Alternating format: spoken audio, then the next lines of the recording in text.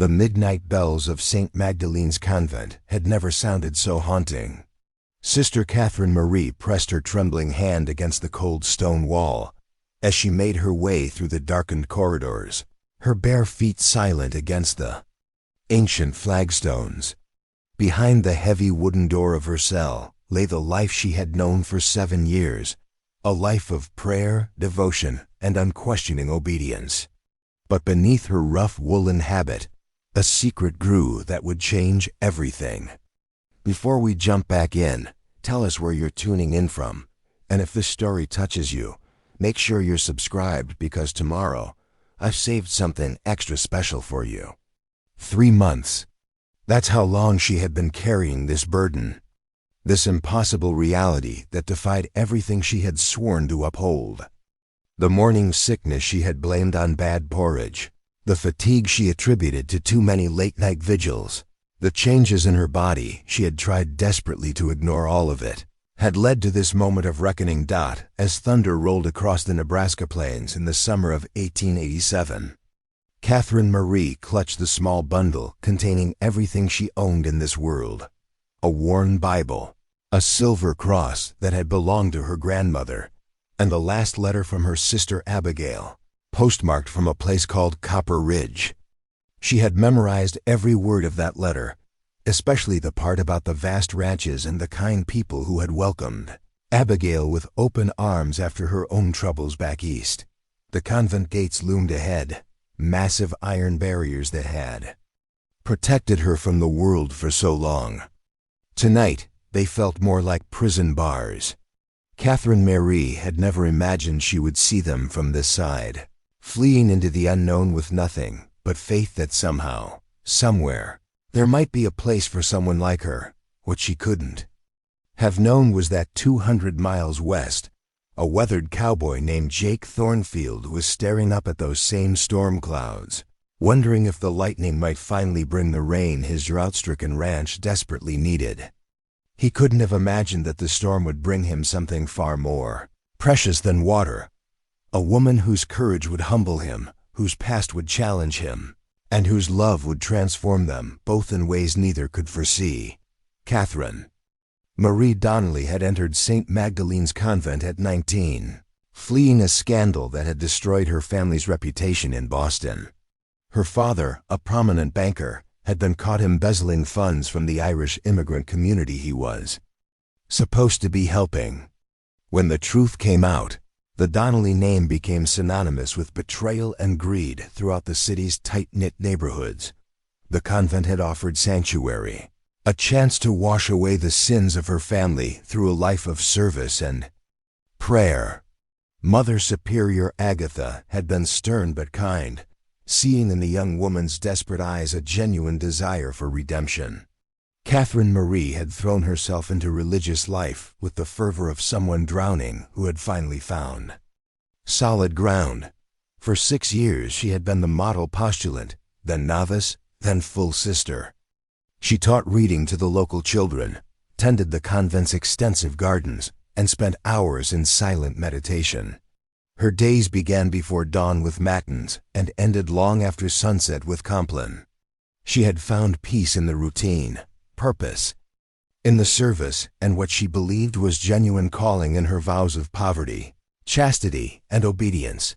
But last spring, everything had changed when Father Miguel arrived to serve as the convent's new chaplain. Father Miguel Santos had come from California, a man in his 30s with kind eyes and a gentle way of explaining the scriptures that made even the most complex theological concepts seem clear. Unlike the elderly priests who had served before him, Miguel brought energy and passion to his sermons. He spoke of God's love not as a distant, judgmental force, but as something immediate and forgiving. Catherine Marie had been assigned to help him organize the convent's library, a task that required them to spend long hours together sorting through centuries-old texts and preparing lessons for the children. At first, their conversation centered solely on religious matters. Miguel would explain the historical context of various saints' lives, while Catherine Marie shared her own insights about the contemplative traditions she had studied. Gradually, their discussions expanded beyond theology. Miguel spoke of his childhood in a small California mission town, of how he had felt called to the priesthood after watching his own father struggle with alcoholism and violence. Catherine Marie found herself sharing memories of her life before the convent, not the scandal that had driven her here, but earlier, happier times when she had dreamed of becoming a teacher, of having children of her own someday. The change between them was subtle at first. A hand that lingered a moment too long when passing a book. Eyes that met and held across the chapel during evening prayers. Conversations that continued past the time when they should have been attending to other duties. They both knew what was happening, but neither seemed able to stop it. The first time Miguel kissed her was during a late afternoon in May, when golden light streamed through the library's tall windows and dust motes danced in the air like tiny spirits. They had been discussing a passage from the Song of Solomon when suddenly the words on the page seemed to take on new meaning. When Catherine Mary looked up to find Miguel watching her with an expression she had never seen before, all her carefully constructed walls crumbled. "We cannot," she had whispered, even as she moved closer to him. "I know," he replied, his voice rough with emotion. "But I cannot stop myself from loving you." The affair that followed was conducted in absolute secrecy. Stolen moments between prayers, whispered conversations in the shadowy corners of the chapel after everyone else had retired. They told themselves they were fighting it, that their love was a test of their faith they would eventually overcome. But each encounter only made their need for each other stronger. Catherine Marie had never experienced physical intimacy before entering the convent, and Miguel's gentle guidance awakened desires she had spent years suppressing. In his arms she discovered a different kind of spirituality, one that seemed to connect her to the divine through earthly love rather than despite it. For the first time since entering religious life, she felt truly alive. When she realized she was carrying his child, the world she had so carefully rebuilt collapsed once again. Miguel's reaction had been one of panic and immediate planning. He spoke of leaving the priesthood, of finding a way for them to marry, of starting a new life together, somewhere far from the judgmental eyes of those who would see only scandal in their love. But Catherine Marie knew the reality of their situation better than he did. A defrocked priest and a runaway nun would find no welcome in any respectable community. Their child would grow up bearing the stigma of their parents' disgrace. More than that, she could see the anguish in Miguel's eyes beneath his protestations of love. The priesthood wasn't just his profession, it was his identity, his calling, the thing that gave his life meaning. If he abandoned it for her, she knew he would eventually come to resent both her and the child, even if he tried to hide it. The night she decided to leave, Catherine Marie wrote Miguel a letter explaining her choice. She would disappear, she told him, freeing him to continue his work without the burden of a scandal that would destroy his ministry. She begged him not to follow her, not to sacrifice his calling for a love that could never exist openly in the world they inhabited. She left the letter on his desk in the library, along with the small wooden cross he had carved for her during one of their secret meetings.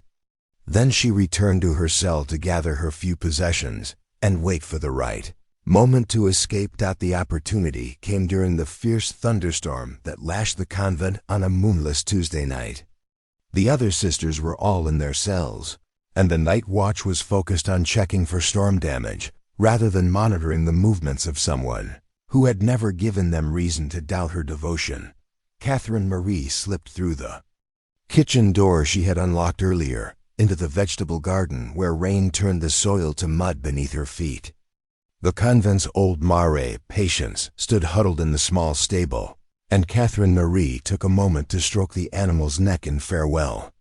She had often found comfort in caring for Patience, and leaving without saying goodbye felt like abandoning a friend. The main road stretched ahead of her, a ribbon of mud and standing water that led east toward the railroad depot in Millfield. Catherine Marie had never traveled alone before, had never been more than 5 miles from the convent since arriving 7 years ago. But Abigail's letters had described the route west in detail, and Catherine Marie had memorized every junction and landmark her sister had mentioned as she walked through the storm. Water streaming from her dark hair and soaking through her clothes, Catherine Marie tried to imagine what lay ahead. Abigail lived in Copper Ridge now, working as a seamstress for the wives of successful ranchers. She had written about the town's need for a schoolteacher, about the kind families who had welcomed her despite her own past troubles back in Boston. If Catherine Marie could reach her sister, perhaps she could find a way to build a life for herself and her child in that distant place. The walk to Millfield took 6 hours through driving rain and ankle-deep mud. By the time Catherine Marie reached the depot, her shoes were ruined and her woolen habit hung heavy with water. The station master, a kindly man named Thompson, who had daughters of his own, took one look at her bedraggled state and ushered her into the warm waiting room. Without asking questions, "Train don't come through until 8 in the morning. Sister," he told her, offering her a cup of coffee and a thick wool blanket. "You're welcome to wait here where it's dry." Catherine Marie accepted his kindness gratefully, though she spent the long night hours fighting waves of nausea and anxiety. What if Mother Superior had already discovered her absence? What if Miguel tried to follow her?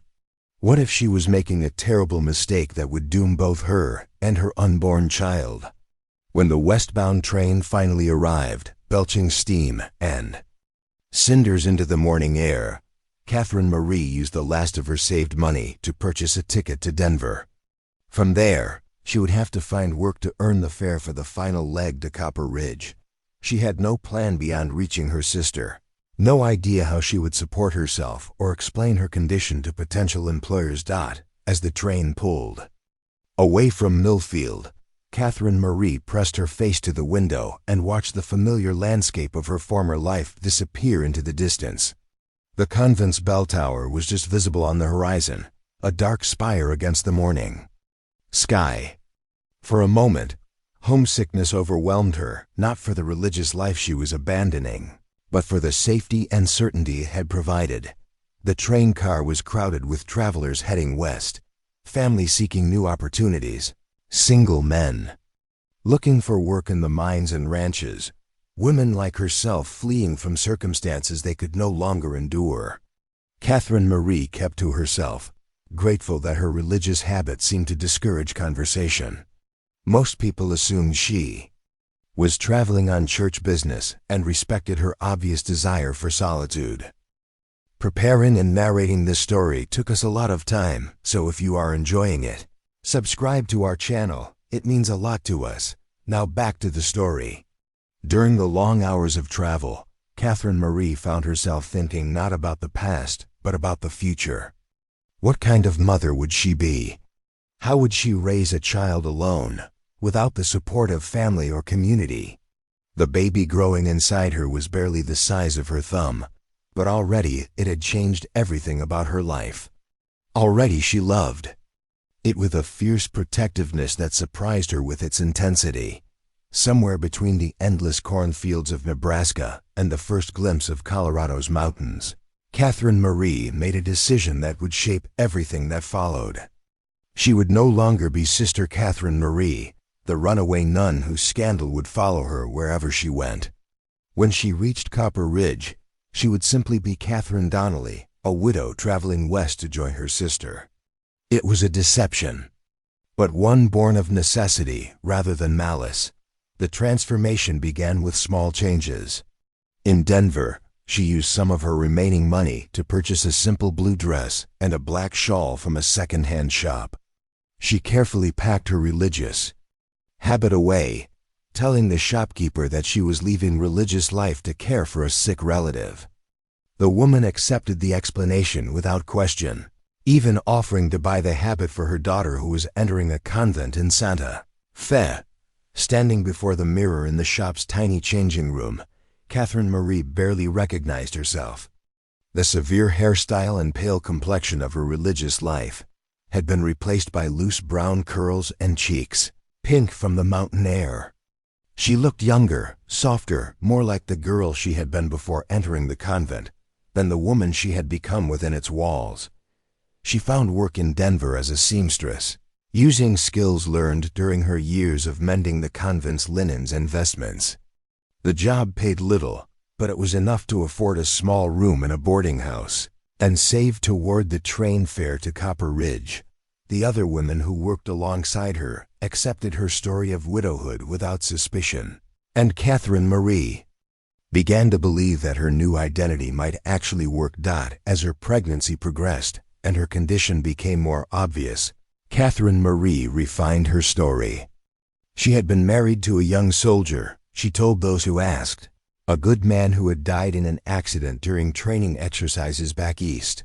She wore a simple gold band she had purchased with her first week's wages, and practiced the gestures and expressions of grief that a recent widow might display. The deception troubled her conscience, but Catherine Marie justified it as necessary protection for her child. In the harsh realities of frontier life, illegitimate children faced enormous disadvantages. Her son or daughter would have a better chance at a normal life if people believed in the fiction of a dead father rather than the truth of absent one.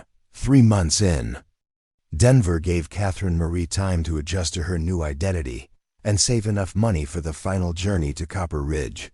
She had written to Abigail, explaining that she was leaving religious life to care for their elderly aunt, another necessary lie to prepare the ground for her arrival. Abigail's response had been full of excitement and plans for Catherine Marie's new life in the growing frontier town. The final train journey took her through some of the most beautiful country Catherine Marie had ever seen. Rolling hills covered in autumn grass stretched toward distant mountains, while herds of cattle dotted the landscape like scattered seeds. This was ranch country, where men on horseback tended vast herds and where the nearest neighbor might be 20 miles away.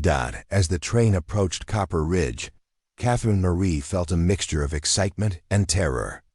She was carrying a 4-month-old secret, traveling under a false identity, about to deceive her own sister about the circumstances of her arrival.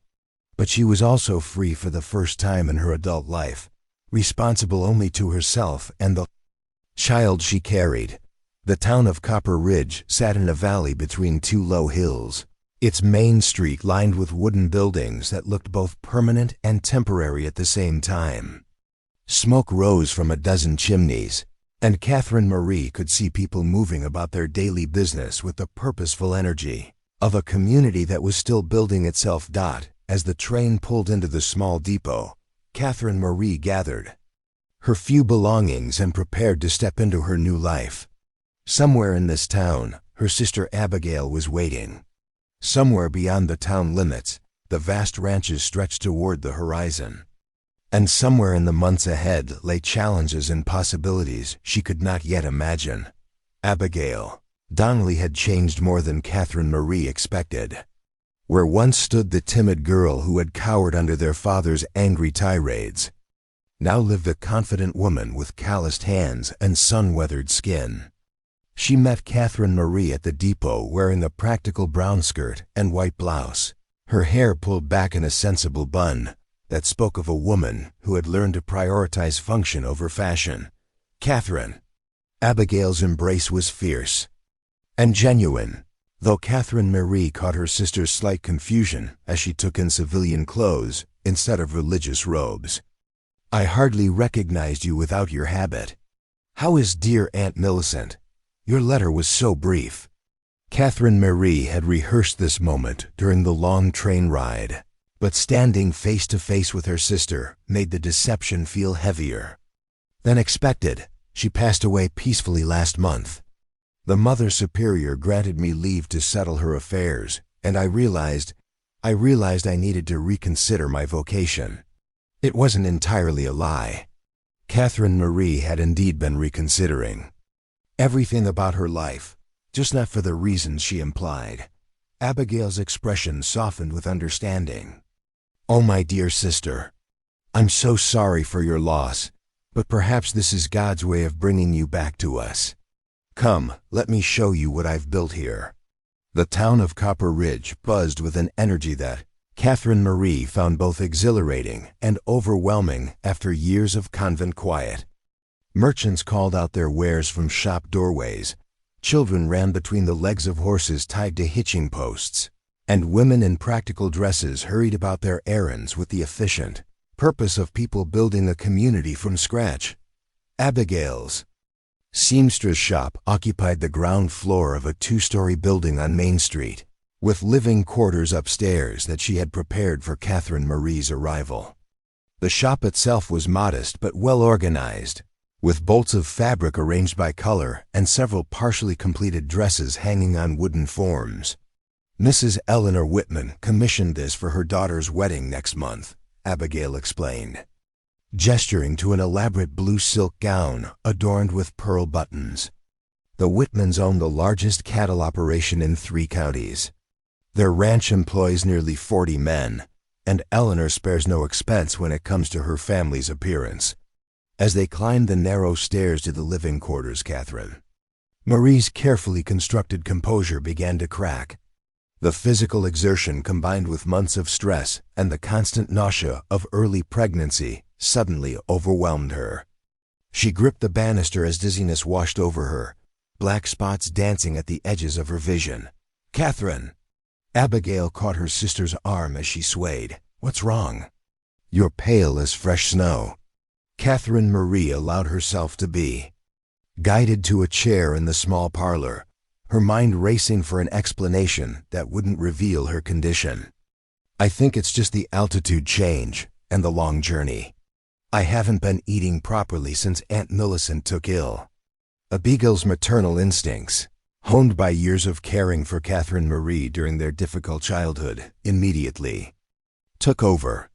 She bustled about the kitchen, preparing chamomile tea and light broth while chattering about the town's inhabitants and the opportunities available for a woman with Catherine Marie's education. "The schoolhouse serves children from all the surrounding ranches," Abigail explained as she ladled soup into a bowl. "But the current teacher, Miss Hartwell, is planning to marry come spring and move to California with her intended. The town council has been discussing the need for a replacement, and with your background." Catherine Marie forced herself to eat the broth, though her stomach rebelled against even this simple fare. The idea of teaching again sparked something inside her that had been dormant since leaving the convent. She had always loved working with children, and the prospect of meaningful work that could support both her and her baby felt like an unexpected gift. "I would need time to settle in," Catherine Marie said carefully, "and to properly mourn Aunt Millicent's passing.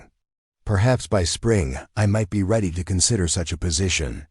Spring would give her time to have the baby and recover, time to craft a more detailed story about her fictional husband's death. If she could convince people that she was a young widow expecting her late husband's child, she might actually build a respectable life in this frontier community. Over the following days, Abigail introduced Catherine Marie to the town's leading citizens. Dr. Samuel Morrison, a kind man in his 60s who had come west after losing his own family to cholera, immediately offered his services should Catherine Marie need medical attention during her period of grief. Mrs. Beatrice Fletcher, who ran the general store with her husband, welcomed Catherine Marie with the warmth of someone who understood the value of female companionship in a town where women were still outnumbered 3-to-1 by men. Most importantly, Catherine Marie met Reverend Thomas Ashford and his wife Margaret, who led the town's small but growing Methodist congregation. Unlike the stern Catholic hierarchy she had known, the Ashfords embodied a practical Christianity focused more on community service than theological doctrine. They immediately invited Catherine Marie to join their Bible study group and volunteer. With their efforts to provide meals for transient workers, "We believe in God's grace through action," Reverend Ashford explained during their first meeting. "This frontier demands cooperation and mutual support. Our faith should make us more useful to our neighbors, not less." Catherine Marie found herself genuinely drawn to this approach to spirituality. After years of cloistered contemplation, the idea of serving God through direct community involvement felt refreshing and authentic.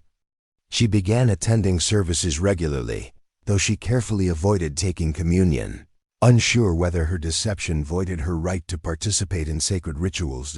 As October arrived and Catherine Marie's pregnancy entered its 5th month, she knew she could no longer hide her condition. The loose-fitting dresses Abigail had sewn for her provided some camouflage, but observant women like Mrs. Fletcher had begun asking pointed questions about her health and appetite. Catherine Marie chose to reveal her pregnancy during the weekly ladies' gathering at the church, timing her announcement to coincide with what would have been her wedding anniversary, if her fictional husband had actually existed. She spoke haltingly of her late husband James, a construction worker who had died in a scaffolding accident just weeks after their marriage, leaving her pregnant and alone. The reaction was everything she had hoped for.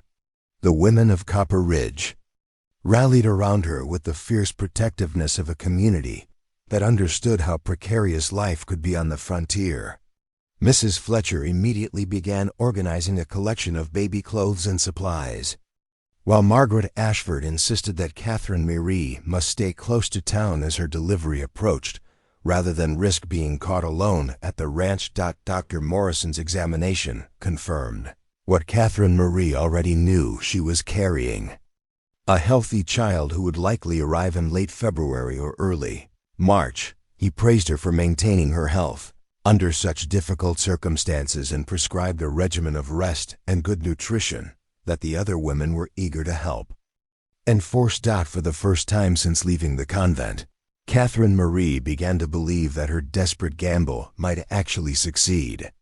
She was building a life based on lies, but those lies were creating genuine relationships and opportunities that felt more real than anything she had experienced during her years of religious service. The first snow came early that year, blanketing Copper Ridge in white that transformed the rough frontier town into something almost magical. Catherine Marie spent her days helping Abigail with the seamstress business, learning the gossip and concerns of the ranch wives who provided their primary clientele. She discovered that the social hierarchy of this frontier community was more complex than she had initially understood. At the top sat families like the Whitmans, whose vast cattle operations had made them wealthy enough to import luxury goods. From the back east, below them came the established ranchers like the Mortons and the Caldwells, families who had arrived early enough to claim the best grazing lands and build substantial herds. Next were the smaller ranchers and homesteaders, decent families working hard to establish themselves but always one drought or harsh winter away from financial ruin. At the bottom of this hierarchy were the transient workers, cowboys who moved from ranch to ranch as seasonal work demanded, miners hoping to strike it rich in the surrounding hills, and the occasional outlaw or drifter who brought trouble in their wake. Catherine Marie's position as an educated widow with connections to the church and the seamstress shop placed her somewhere in the respectable middle of this social structure. She was welcomed into the better homes but not considered part of the true elite. It was exactly the level of acceptance she needed, visible enough to be safe, but not so prominent as to attract unwanted scrutiny.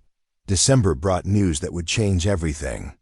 A delegation of cattlemen arrived in town to discuss the ongoing problem of rustlers who had been stealing livestock from the smaller ranches.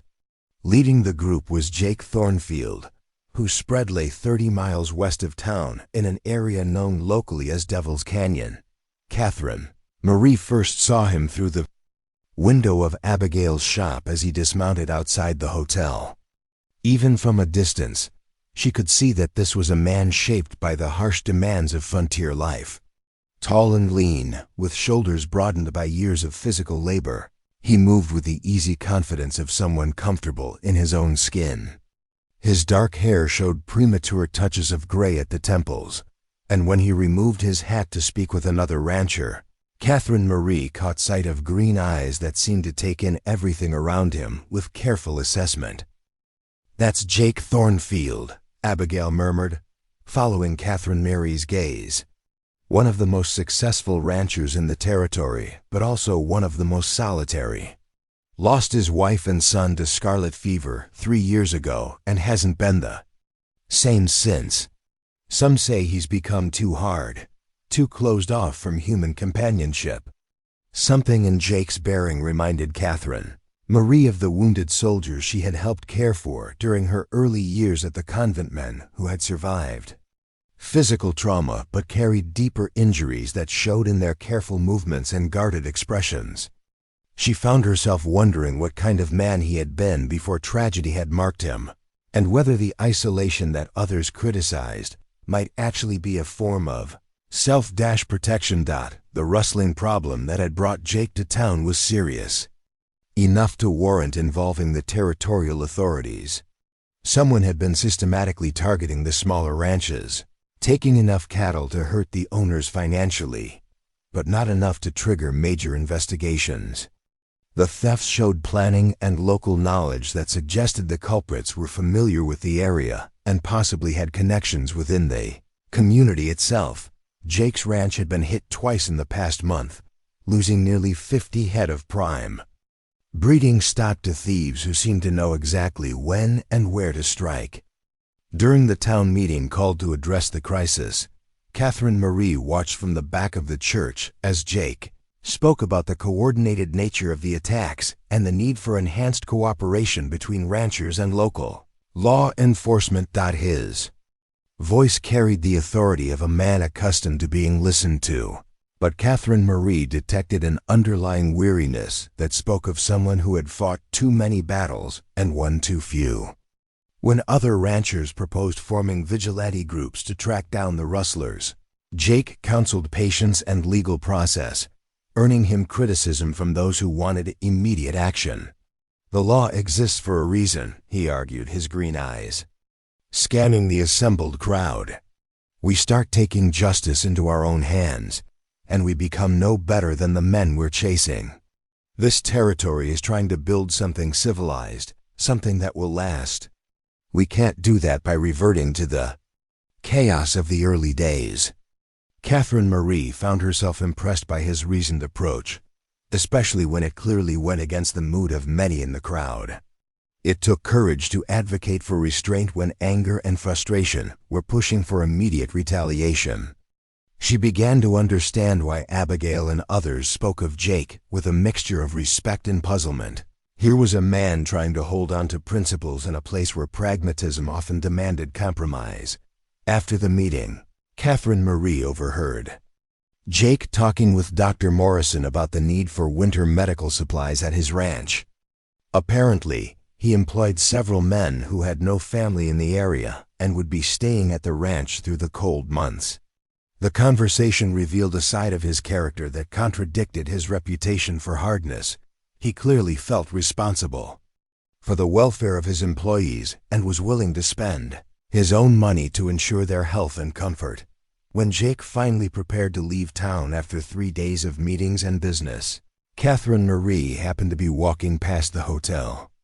As he loaded his pack horse, their eyes met briefly across the muddy street, and she saw him touch the brim of his hat in polite acknowledgement.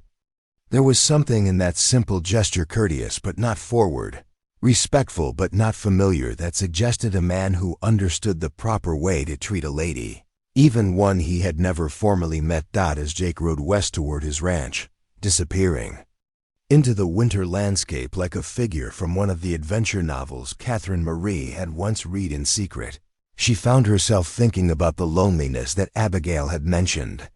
What would it be like to lose a wife and child, to have love torn away so completely that the very possibility of caring for someone again became a source of fear rather than hope? Her own situation was complicated enough carrying a child conceived in forbidden love, living under a false identity, building a life on carefully constructed lies. The last thing she needed was to develop feelings for a man whose reputation for solitude suggested he was even less available than Father Miguel had been. But as December snow began falling more heavily and Catherine Marie settled into the rhythm of small-town life, She couldn't shake the memory of those green eyes and the quiet strength they had conveyed.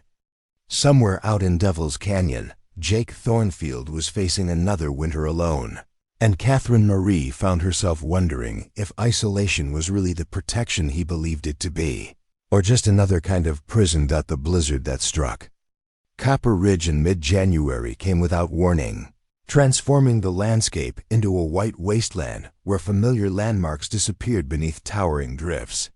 For 3 days, the wind howled through the town's wooden buildings while residents huddled around their stoves and prayed that their food supplies would last until the storm passed. Catherine Marie was helping Abigail organize fabric inventory when the first urgent knocking came at their door. Through the frosted window, she could see a figure bundled in heavy coats, snow swirling around him like a living thing. When Abigail opened the door, Tom Bradley stumbled inside, his face red with cold and etched with panic. "Mrs. Donnelly, thank God you're here," he gasped, addressing Abigail.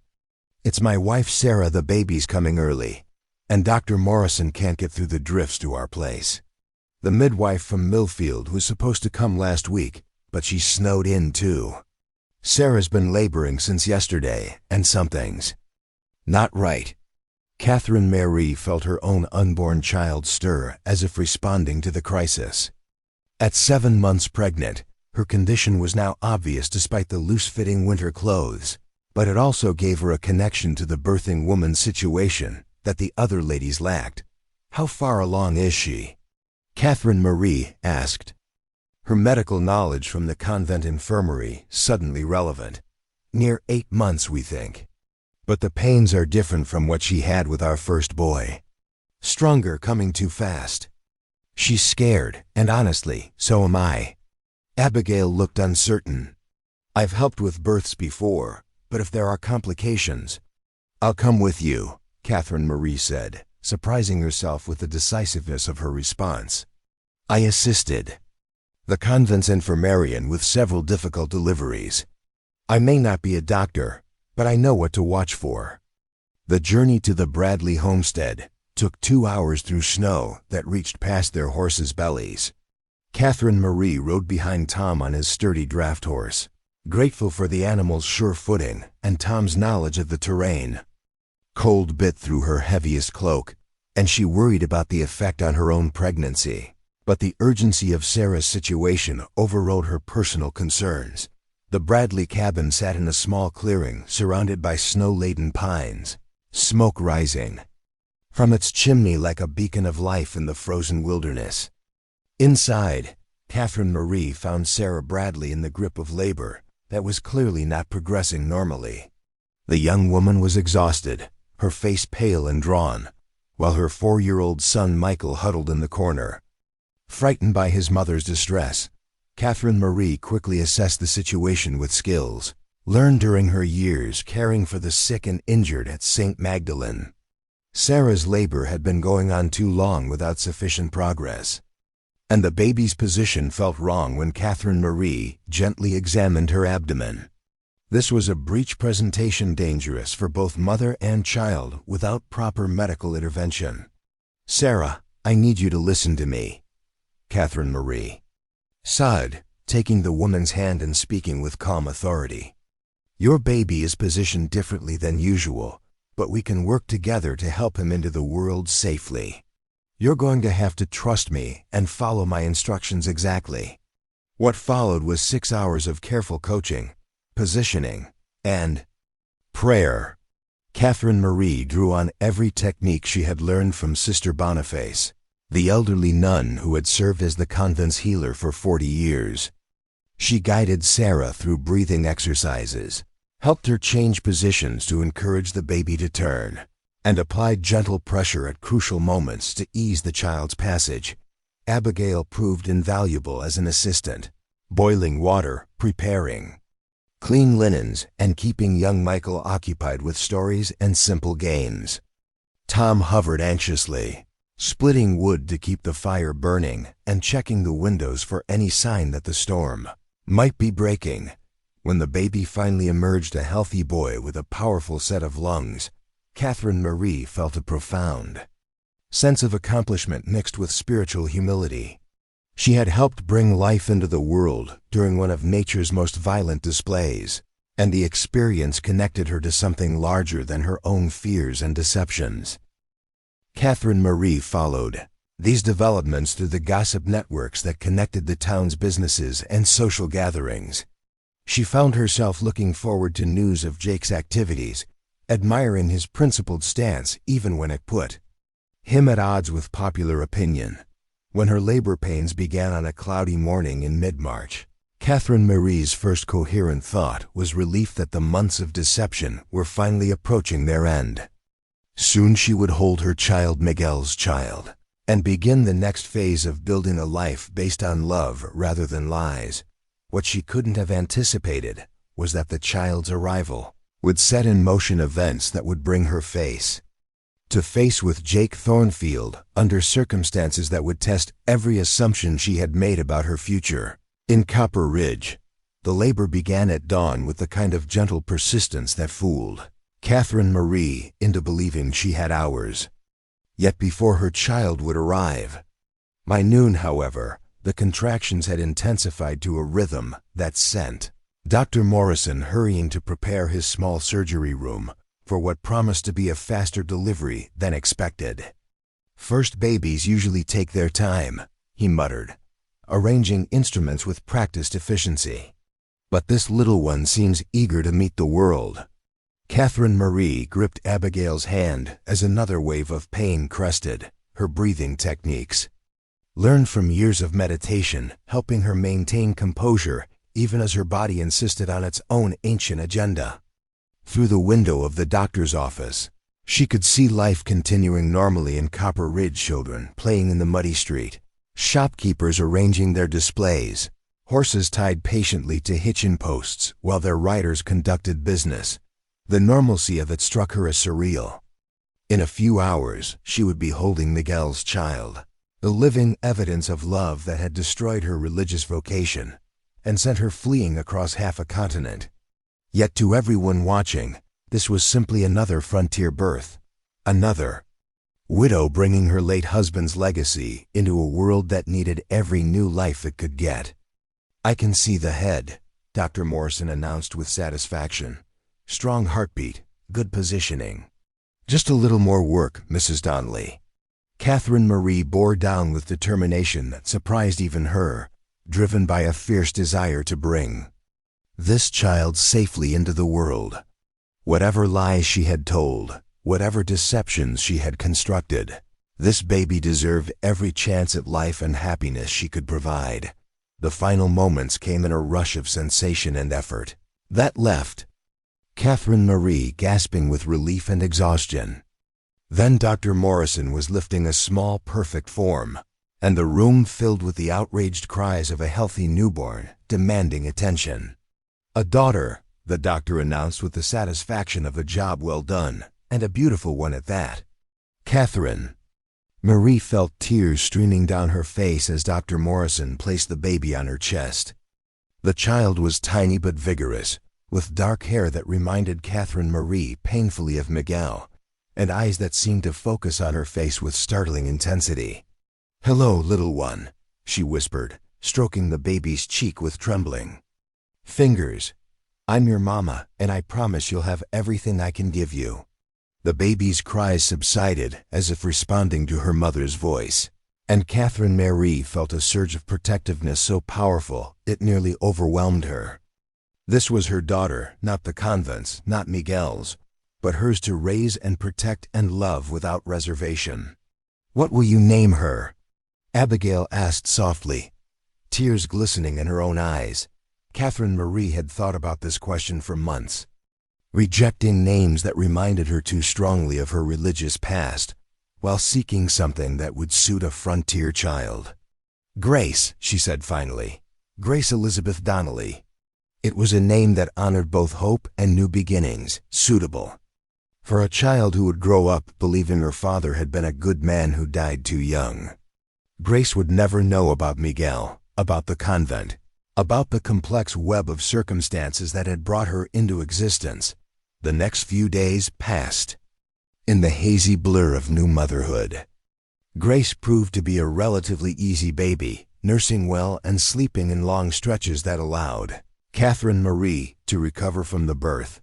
Dr. Morrison pronounced both mother and child healthy, and the women of Copper Ridge began the procession of visits that marked every new arrival in the close-knit community. Mrs. Fletcher brought a hand-knitted blanket and practical advice about managing household duties with an infant. Margaret Ashford contributed a beautifully carved wooden cradle made by her husband, along with offers of help with washing and cooking. Even Eleanor Whitman, the rancher's wife whose social position placed her at the top of the local hierarchy, stopped by with expensive baby clothes imported from Denver. "Such a lovely child," Eleanor cooed, admiring Grace's alert expression and perfect features. "She'll be a beauty when she grows up. Mark my words, the young men will be lining up when she comes of age."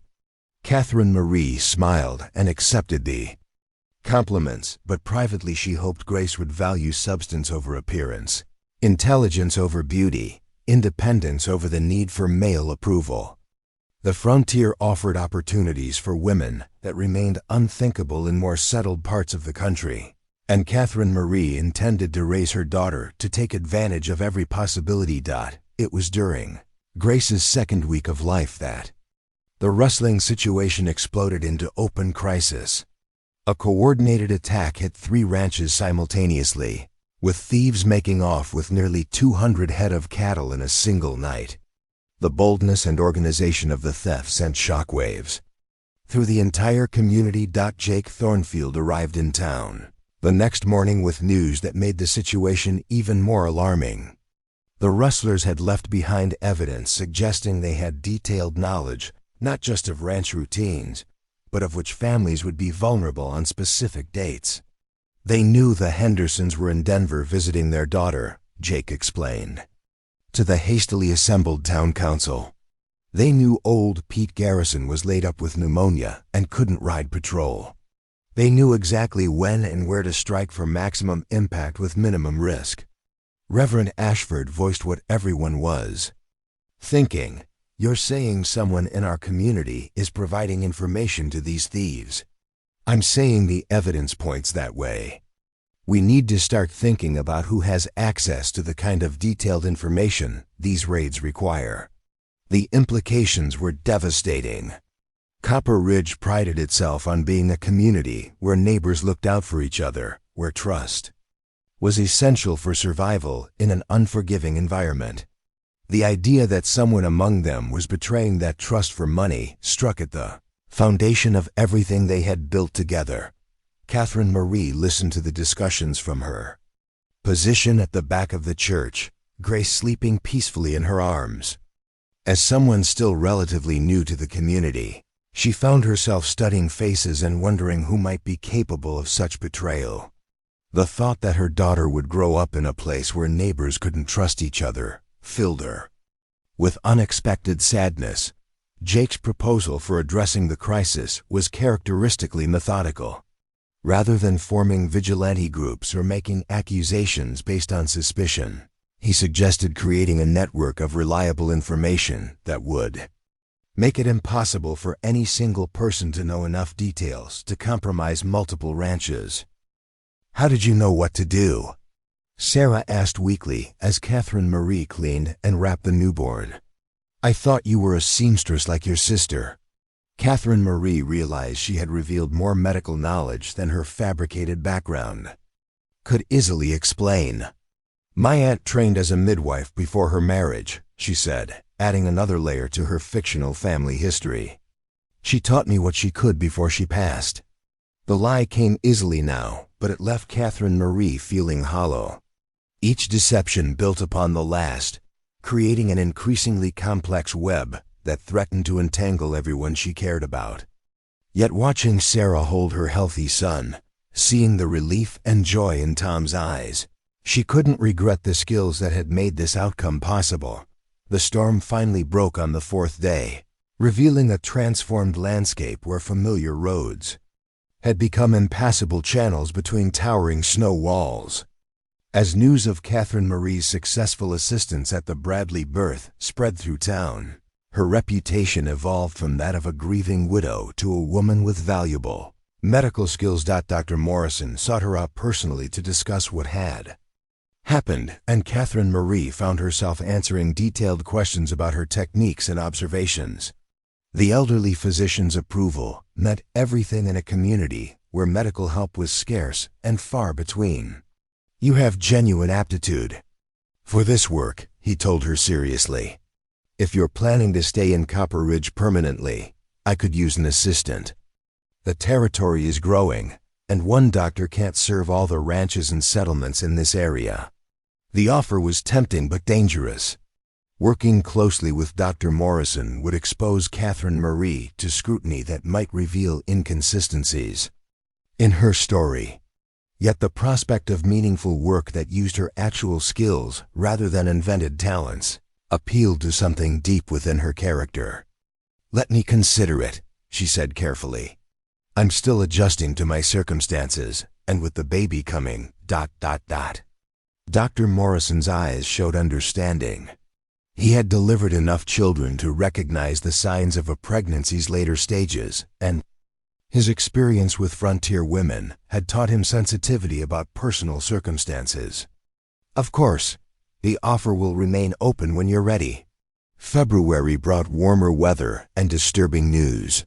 The rustling problem that had plagued the area's ranchers throughout the winter had escalated dramatically.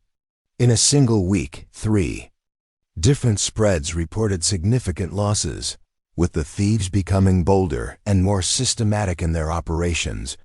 Jake Thornfield rode into town leading a grim procession, 5 of his men, 2 of them wounded, bringing news of a direct confrontation with the rustlers.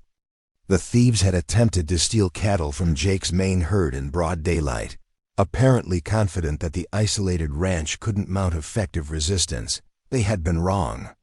Jake's men were experienced fighters who had dealt with rustlers before, and the attempted theft had turned into a running battle across the winter landscape. 2 of the thieves had been killed, but 3 had escaped, and Jake's foreman had taken a bullet in the shoulder while another cowboy nursed a knife wound that required immediate medical attention. Catherine Marie was assisting Dr. Morrison in a knife wound that required immediate medical attention. Catherine Marie was assisting Dr. Morrison in nursed a knife wound that required immediate medical attention. His office when the wounded men arrived, and she found herself working alongside Jake Thornfield for the first time. Up close, he was even more impressive than she had remembered, not handsome in a conventional sense, but possessed of a commanding presence that filled the small room. His hands, she noticed as he helped hold his injured foreman steady during the bullet extraction, were scarred from years of hard work but gentle in their movements. When the man groaned in pain, Jake spoke to him in low, reassuring tones that revealed genuine concern for his employees' welfare. "Easy, Charlie. Doc knows what he's doing. You'll be back on a horse in no time." Catherine Marie found herself admiring Jake's calm competence as he anticipated Dr. Morrison's needs, passing instruments and helping position the patient without being asked. Here was a man accustomed to crisis, someone who responded to emergency situations with practical action rather than panic or dramatics. When both men had been treated and were resting comfortably, Jake lingered in the doctor's office to discuss the larger implications of the rustling problem. Catherine Marie busied herself cleaning instruments and organizing supplies, but she couldn't help overhearing the conversation. "They're getting organized," Jake said grimly. "This wasn't some opportunistic grab by drifters. These men knew our routines, knew where the herd would be grazing, knew how many riders we had on duty. Someone's been watching us, learning our patterns." Dr. Morrison's expression was troubled. "You think they have inside information? Has to be. Either someone in town is feeding them details, or they've got eyes we haven't spotted yet. Either way, it means nobody's safe. If they're bold enough to hit my place in daylight, they'll target anyone." Catherine Marie felt a chill that had nothing to do with the February weather. The idea that enemies might be watching, gathering information, planning attacks, brought back memories of the vulnerability she had felt during her flight from the convent. Just when she was beginning to feel secure in her new life, the reminder came that safety was always fragile on the frontier. As Jake prepared to leave, he turned to Dr. Morrison with unexpected courtesy. "I heard your assistant helped deliver the Bradley baby during the blizzard.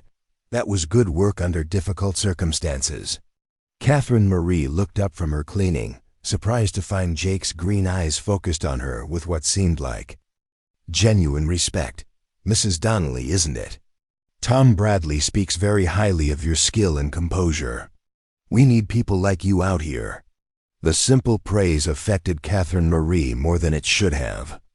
After months of living under false pretenses, being acknowledged for something she had actually accomplished felt like rain after drought. "Thank you, Mr. Thornfield. I only did what anyone would have done." "No," Jake said seriously. "You did what someone with training and courage would do. There's a difference." Their eyes held for a moment longer than strictly necessary, and Catherine Marie felt something stir within her that had nothing to do with her pregnancy. This was a man who noticed competence, who valued substance over appearance, who understood. That character revealed itself in moments of crisis. Then Jake was gone, riding back toward his ranch with his wounded men, leaving Catherine Marie to wonder why a brief conversation with a relative stranger had affected her so profoundly. Answer came to her that evening as she sat by her window, watching snow fall softly over the sleeping town. For the first time since leaving the convent, she had interacted with a man as herself, not as Sister Catherine Marie playing a role, not as the fictional widow Catherine Donnelly maintaining a deception, but as the person she actually was beneath.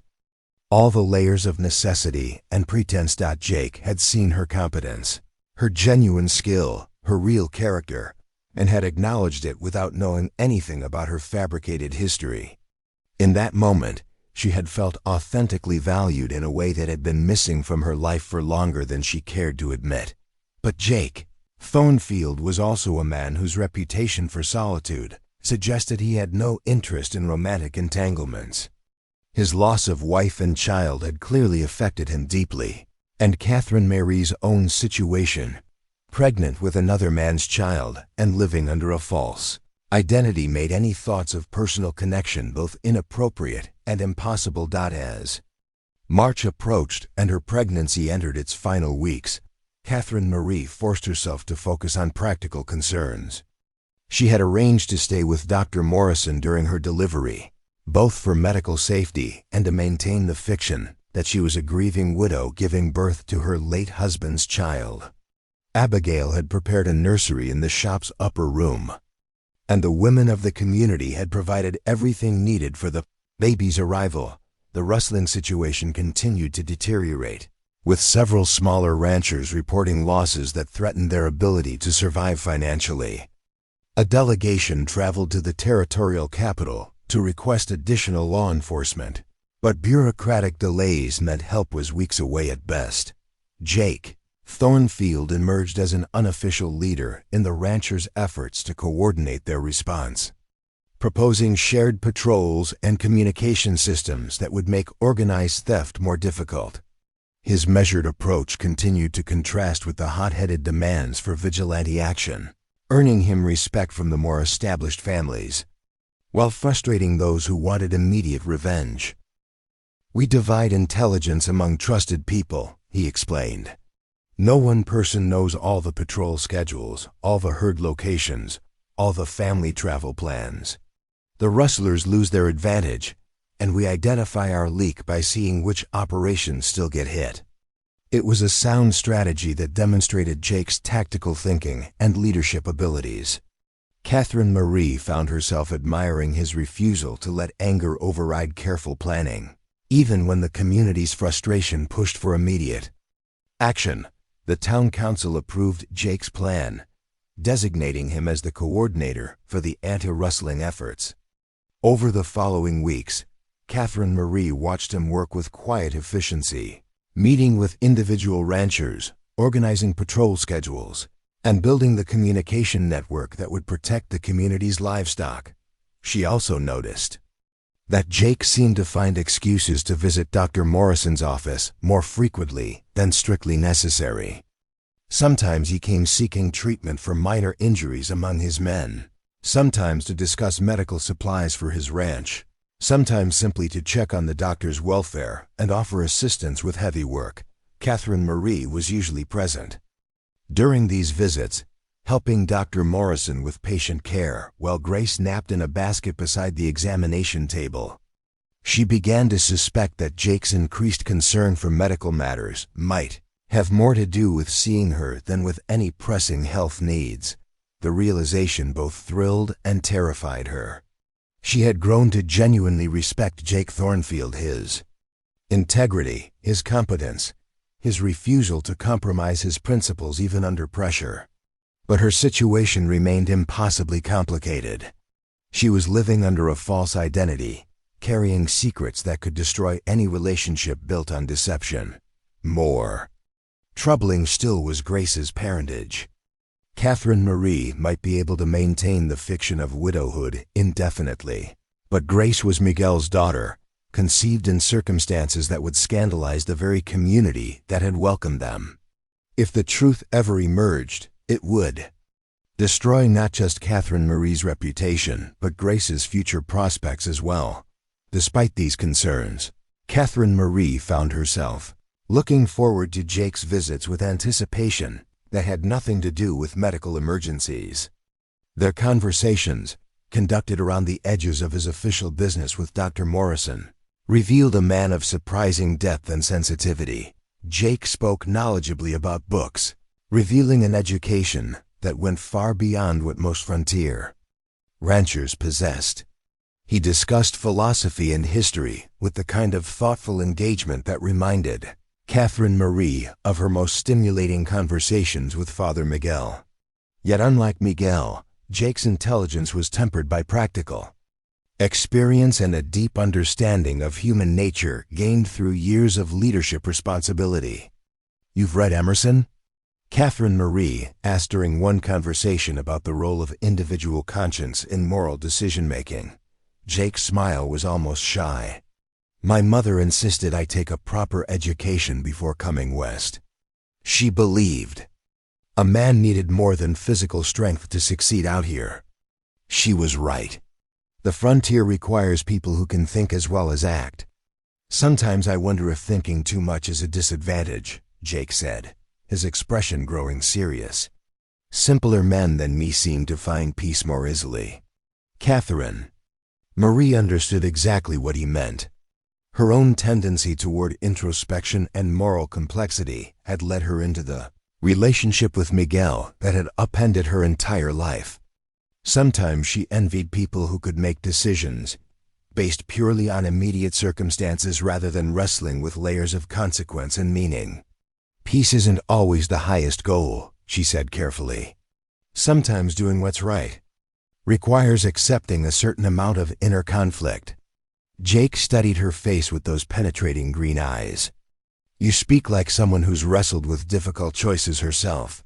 The observation was too perceptive for comfort.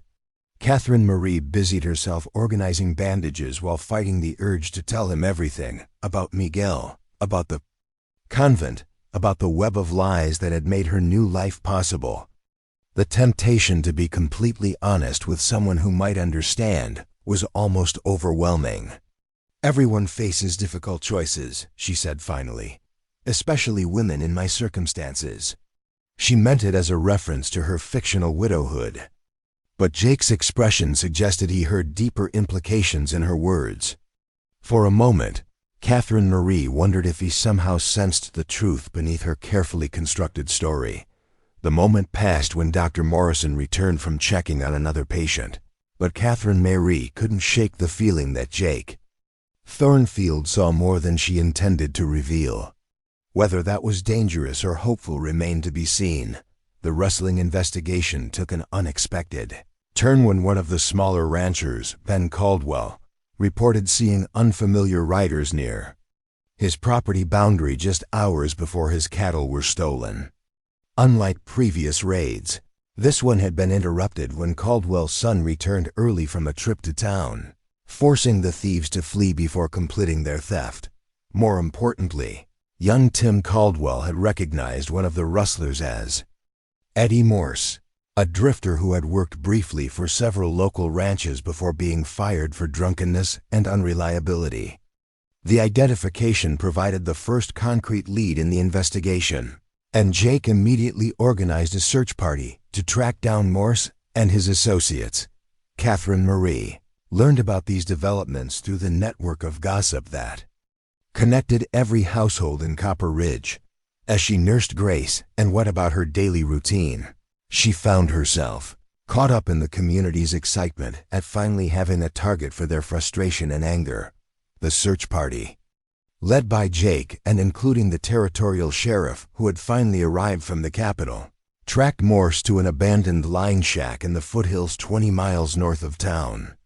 What they found there exceeded everyone's expectations and transformed the rustling investigation into something far more serious. The shack served as headquarters for an organized cattle theft operation that extended across 3 territories.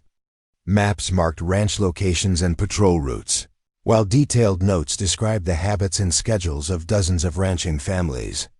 Most damning of all was a ledger book that recorded payments made to local informants who had provided the intelligence that made the systematic thefts possible.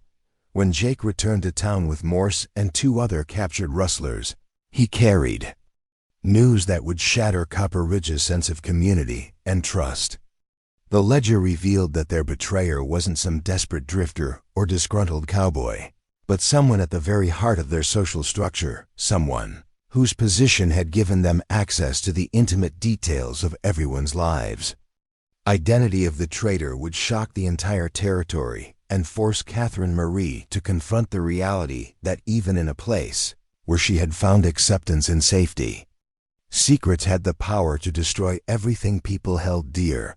The revelation that shook Copper Ridge to its foundation came on a Tuesday morning when Jake Thornfield stood before the assembled townspeople with the captured ledger in his weathered hands.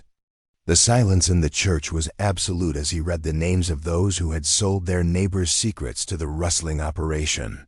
Marcus Fletcher, Jake announced, his voice carrying clearly through the packed building. Payment of $50 for information about the Morrison Ranch cattle drive. Beatrice Fletcher, $25 for details about the Garrison family's travel schedule. Catherine Marie felt the world tilt beneath her feet. Marcus and Beatrice Fletcher, the couple who ran the general store, who had welcomed her to Copper Ridge with such warmth, who had brought baby clothes when Grace was born. The woman who had organized community aid for struggling families. The man who extended credit to ranchers facing hard times had been systematically betraying their neighbors for money. The shocked gasps and angry murmurs that filled the church reflected the community's collective disbelief. These weren't desperate outsiders or known troublemakers. These were respected citizens whose position at the center of Copper Ridge's commercial life had given them access to everyone's personal business. How much? Someone called out from the back. How much did they take? Jake consulted the ledger with grim precision. According to these records, the Fletchers received over $800 during the past 6 months. Eddie Morse and his gang paid them for detailed information about ranch operations, family schedules, and cattle movements throughout the territory. $800 represented more money than most families in Copper Ridge saw in 2 years. For people struggling to build lives on the frontier, where a single harsh winter or failed harvest could mean financial ruin, the Fletchers' betrayal for such a substantial sum felt like a knife twisted in an already painful wound. Dr. Morrison stood up slowly, his elderly frame rigid with controlled anger. Where are they now, Marcus and Beatrice? Gone, Jake replied. Their store was cleaned out sometime during the night. They've taken everything valuable and disappeared, probably heading for California or Mexico, where they can start over with their blood money. The meeting dissolved into chaos as neighbors who had trusted the Fletchers with their most intimate concerns realized the scope of their vulnerability. Every conversation in the general store, every casual mention of travel plans or business difficulties, had potentially been sold to criminals who used that information to steal livelihoods and threaten lives. Catherine Marie sat frozen in her pew, Grace sleeping peacefully in her arms, as the full implications of the revelation washed over her. If the Fletchers had been willing to sell information about cattle drives and family schedules, what else might they have discovered and recorded? What details about her own carefully constructed identity might be documented somewhere, waiting to surface at the worst possible moment? The thought that her secrets might be written down in some criminal's ledger filled Catherine Marie with a terror that had nothing to do with her own welfare and everything to do with Grace's future. Her daughter deserved to grow up in a community where she belonged, not as the child of a scandal that would follow them both for the rest of their lives. Jake's voice cut through the angry discussions, calling for order and practical action. The territorial authorities will handle the legal pursuit of the Fletchers and any remaining gang members. Our job now is to rebuild the trust they violated and make sure nothing like this happens again. His calm leadership in the face of community crisis reminded Catherine Marie why she had come to respect him so deeply. While others gave in to anger or despair, Jake focused on solutions and healing. It was exactly the kind of character she wanted Grace to admire and emulate as she grew up. The aftermath of the Fletcher revelation dominated life in Copper Ridge for weeks. Their general store stood empty and shuttered, its inventory gone and its future uncertain.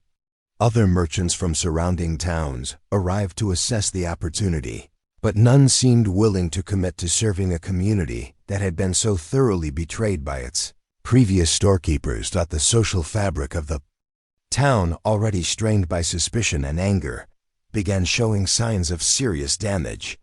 Neighbors who had been friends for years now looked at each other with careful wariness, wondering what confidences might have been shared with the wrong people. The casual intimacy that made frontier life bearable started giving way to formal politeness that felt cold and artificial.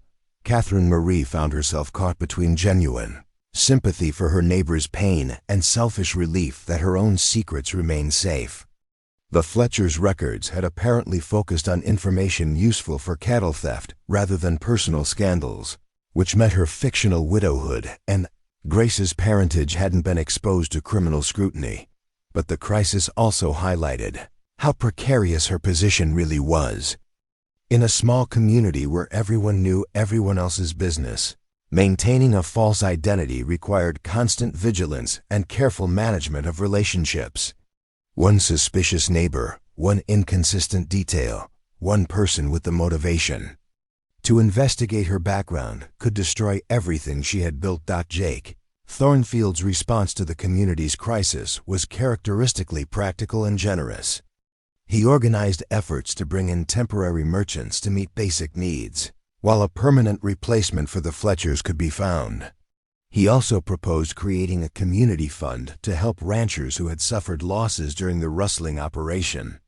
Contributing the first significant donation from his own resources, most importantly to Catherine Marie, Jake began visiting Dr. Morrison's office even more frequently, often stopping by in the evening when his official business for the day was finished. These visits had lost any pretense of medical necessity and had evolved into social calls that included increasingly personal conversations. "How are you adjusting to motherhood?"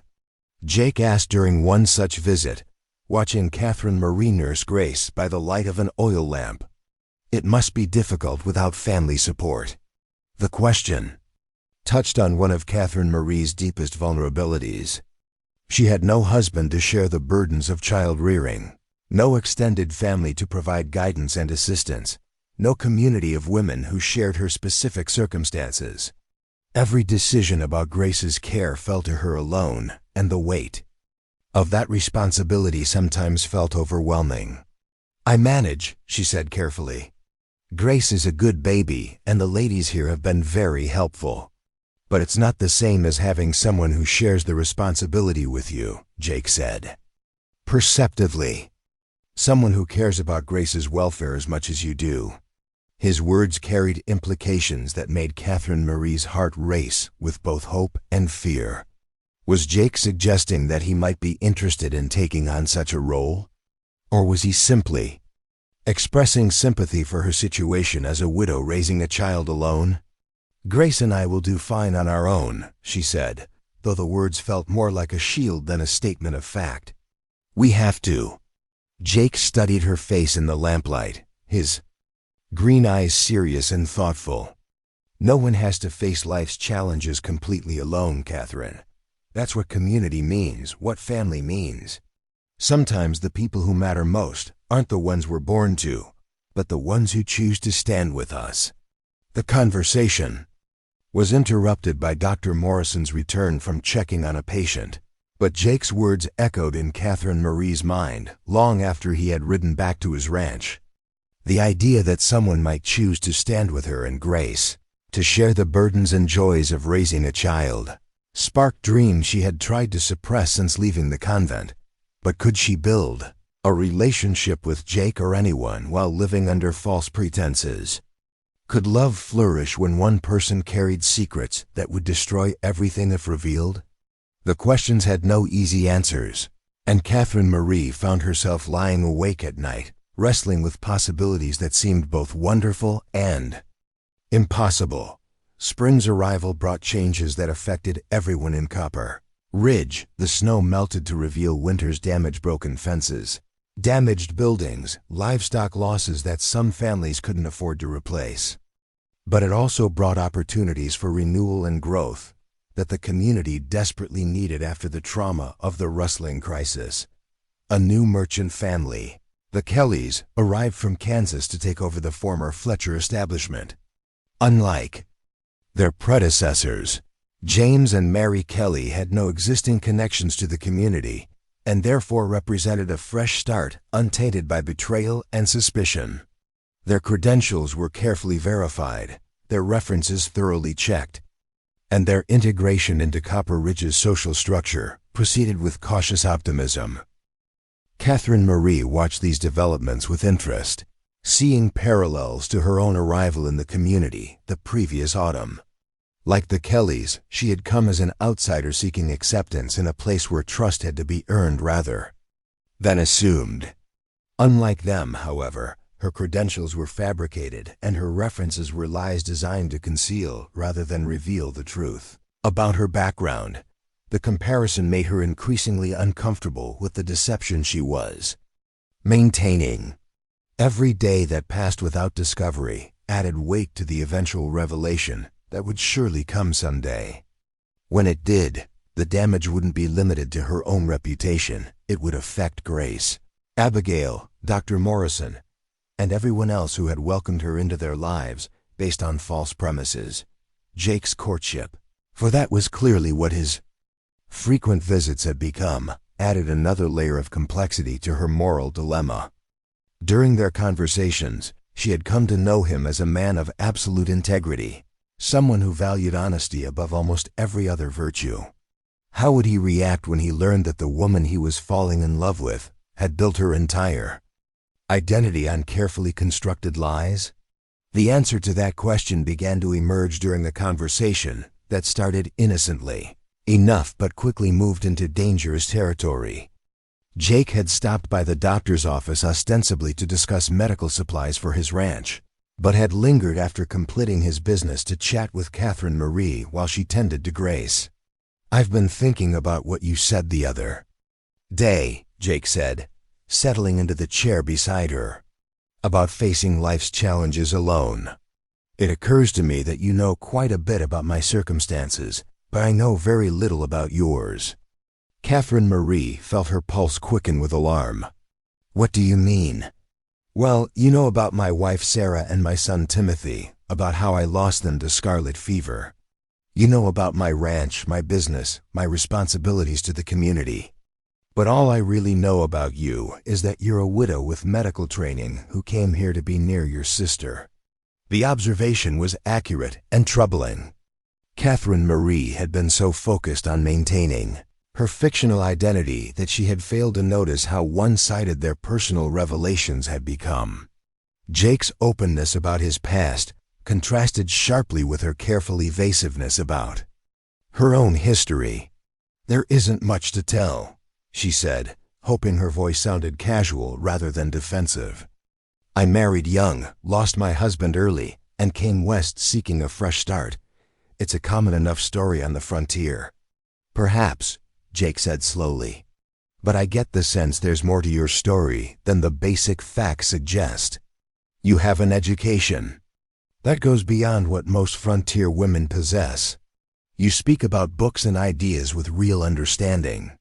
Your medical knowledge is remarkably sophisticated for someone who learned from a relative." Each observation was like a probe into armor that Catherine Marie had thought was impenetrable. Jake's intelligence and attention to detail, qualities she admired in other contexts, now felt like threats to everything she had worked to protect. "I've always been a quick learner," she said carefully, "and my late husband encouraged my intellectual development." "What was his name?" Jake asked suddenly. "Your husband. You've never mentioned his name in all our conversations." The question hit Catherine Marie like a physical blow. In all her careful preparation of her fictional identity, she had somehow failed to anticipate this most basic inquiry. "James," she thought frantically. His name was James, but then Jake would want to know his surname, his profession, details about their courtship and marriage that she hadn't prepared. "James," she said finally, the name feeling foreign on her tongue. "James Morrison."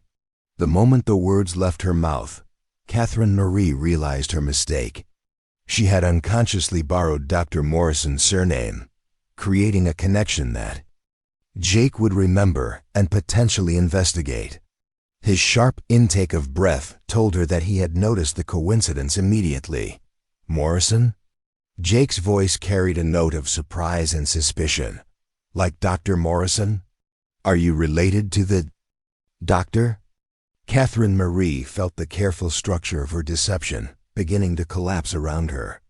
One thoughtless moment, one unconsidered answer, and months of careful construction were threatening to crumble into ruins that would destroy not just her own future, but Grace's as well. The silence that followed Catherine Marie's slip stretched between them like a taut wire ready to snap. Jake's green eyes studied her face with the careful attention of a man accustomed to reading people for signs of deception, and Catherine Marie felt exposed in a way that had nothing to do with physical vulnerability. "A distant relation," she said quickly, her mind scrambling for a plausible explanation. "Perhaps that's why Dr. Morrison was so willing to help me when I arrived. Family connections, even distant ones, matter more out here than they do back east." Jake's expression remained thoughtful, neither accepting nor rejecting her hasty clarification. "I've known Samuel Morrison for 5 years, and he's never mentioned having a family. He's always spoken of himself as the last of his line." The observation landed like a stone in still water, sending ripples of implication in all directions. Catherine Marie realized that her spontaneous lie had created more problems than it solved, connecting her to someone whose history Jake knew well enough to recognize inconsistencies. "Perhaps he doesn't consider the connection close enough to mention," she said, hating the defensive tone that had crept into her voice. "Or perhaps my late husband simply shared the name without any actual family ties. Morrison isn't an uncommon surname." Grace chose that moment to wake from her nap, her soft crying providing a welcome distraction from the increasingly dangerous conversation. Catherine Marie lifted her daughter and began the familiar motions of soothing an infant, grateful for an excuse to avoid Jake's penetrating gaze. "She's beautiful," Jake said softly, his suspicious demeanor softening as he watched Catherine Marie comfort Grace. "She has your eyes, but there's something about her features that reminds me of someone. I can't quite place it." Catherine Marie's blood turned to ice. Grace did indeed carry traces of Miguel's heritage in her features, the shape of her nose, the curve of her eyebrows, the olive undertone of her skin that spoke of Spanish ancestry. She had hoped these characteristics wouldn't be noticeable to casual observers, but Jake's comment suggested that someone might eventually make connections she couldn't afford to have made. "All babies look similar at this age," she said, focusing intently on adjusting Grace's blanket. "People often think they see resemblances that aren't really there." "Perhaps," Jake agreed, but his tone suggested he wasn't entirely convinced. "Still, there's something familiar about her that I can't shake." Dr. Morrison's return to the office interrupted what had become an increasingly uncomfortable exchange. The elderly physician took one look at the tension in the room and immediately busied himself with organizing his medical supplies, clearly sensing that he had walked into a private conversation that hadn't been going well. Jake stood to leave, his departure more abrupt than usual. "I should get back to the ranch. There's still daylight for working cattle." He paused at the door, looking back at Catherine Marie with an expression she couldn't read. "I hope you'll think about what I said earlier, Catherine. About not having to face life's challenges alone." After he was gone, Dr. Morrison approached Catherine Marie with the gentle concern of someone who had learned to recognize distress in his patients. "Is everything all right, my dear? You look troubled."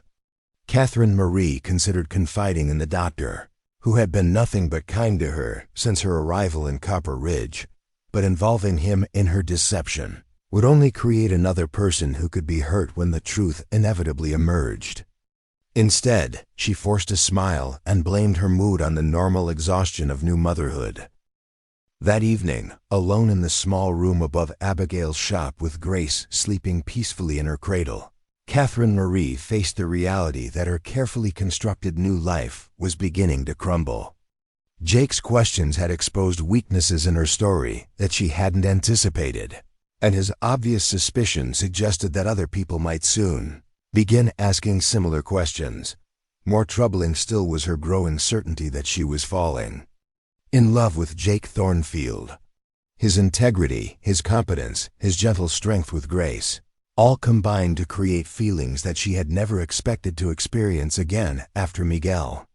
But love built on deception was doomed to failure, and Catherine Marie couldn't see any way to reveal the truth without destroying everything she had worked to build.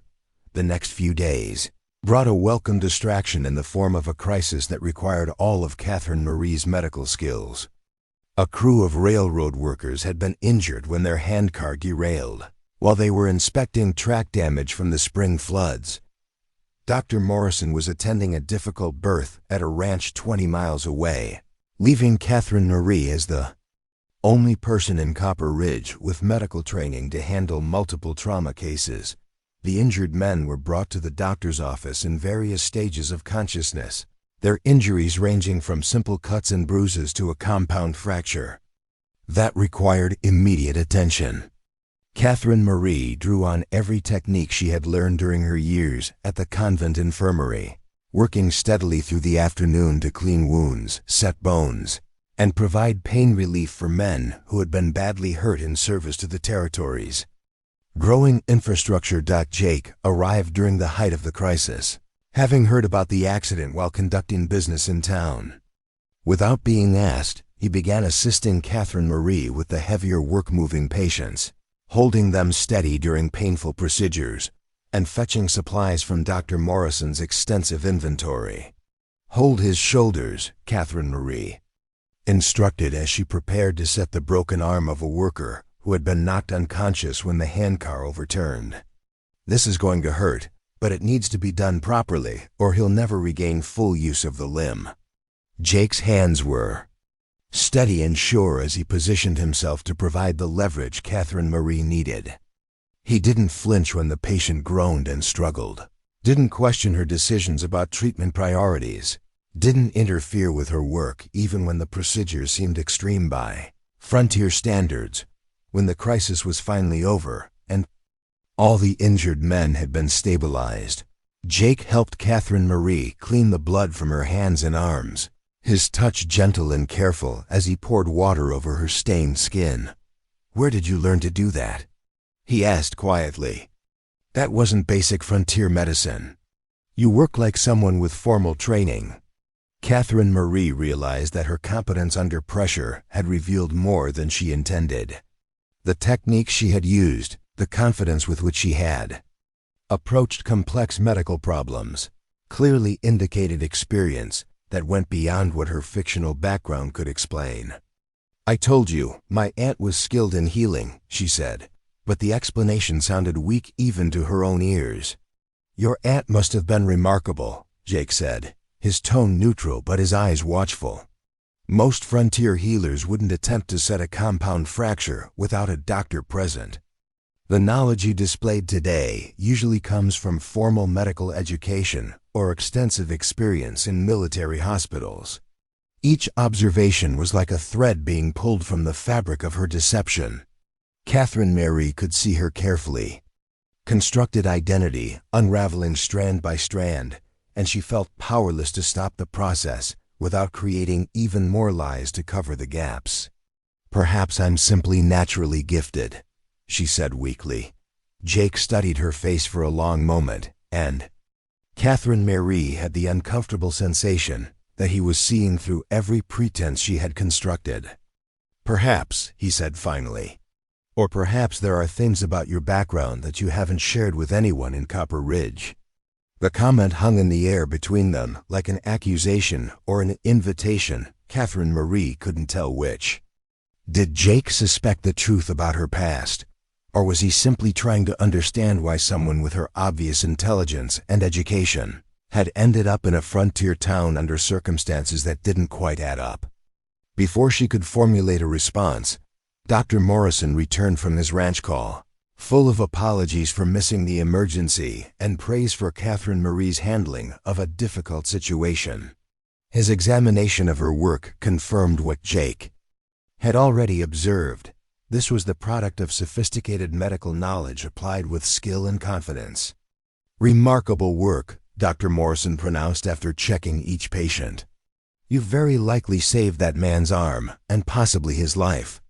The infection that could have set in from an improperly treated compound fracture would have been fatal without proper medical facilities."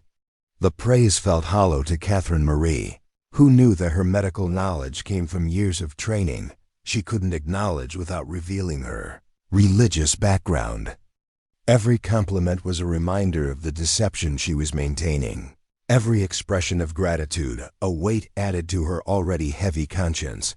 Over the following week, word of Catherine Marie's medical skills spread throughout the surrounding ranches.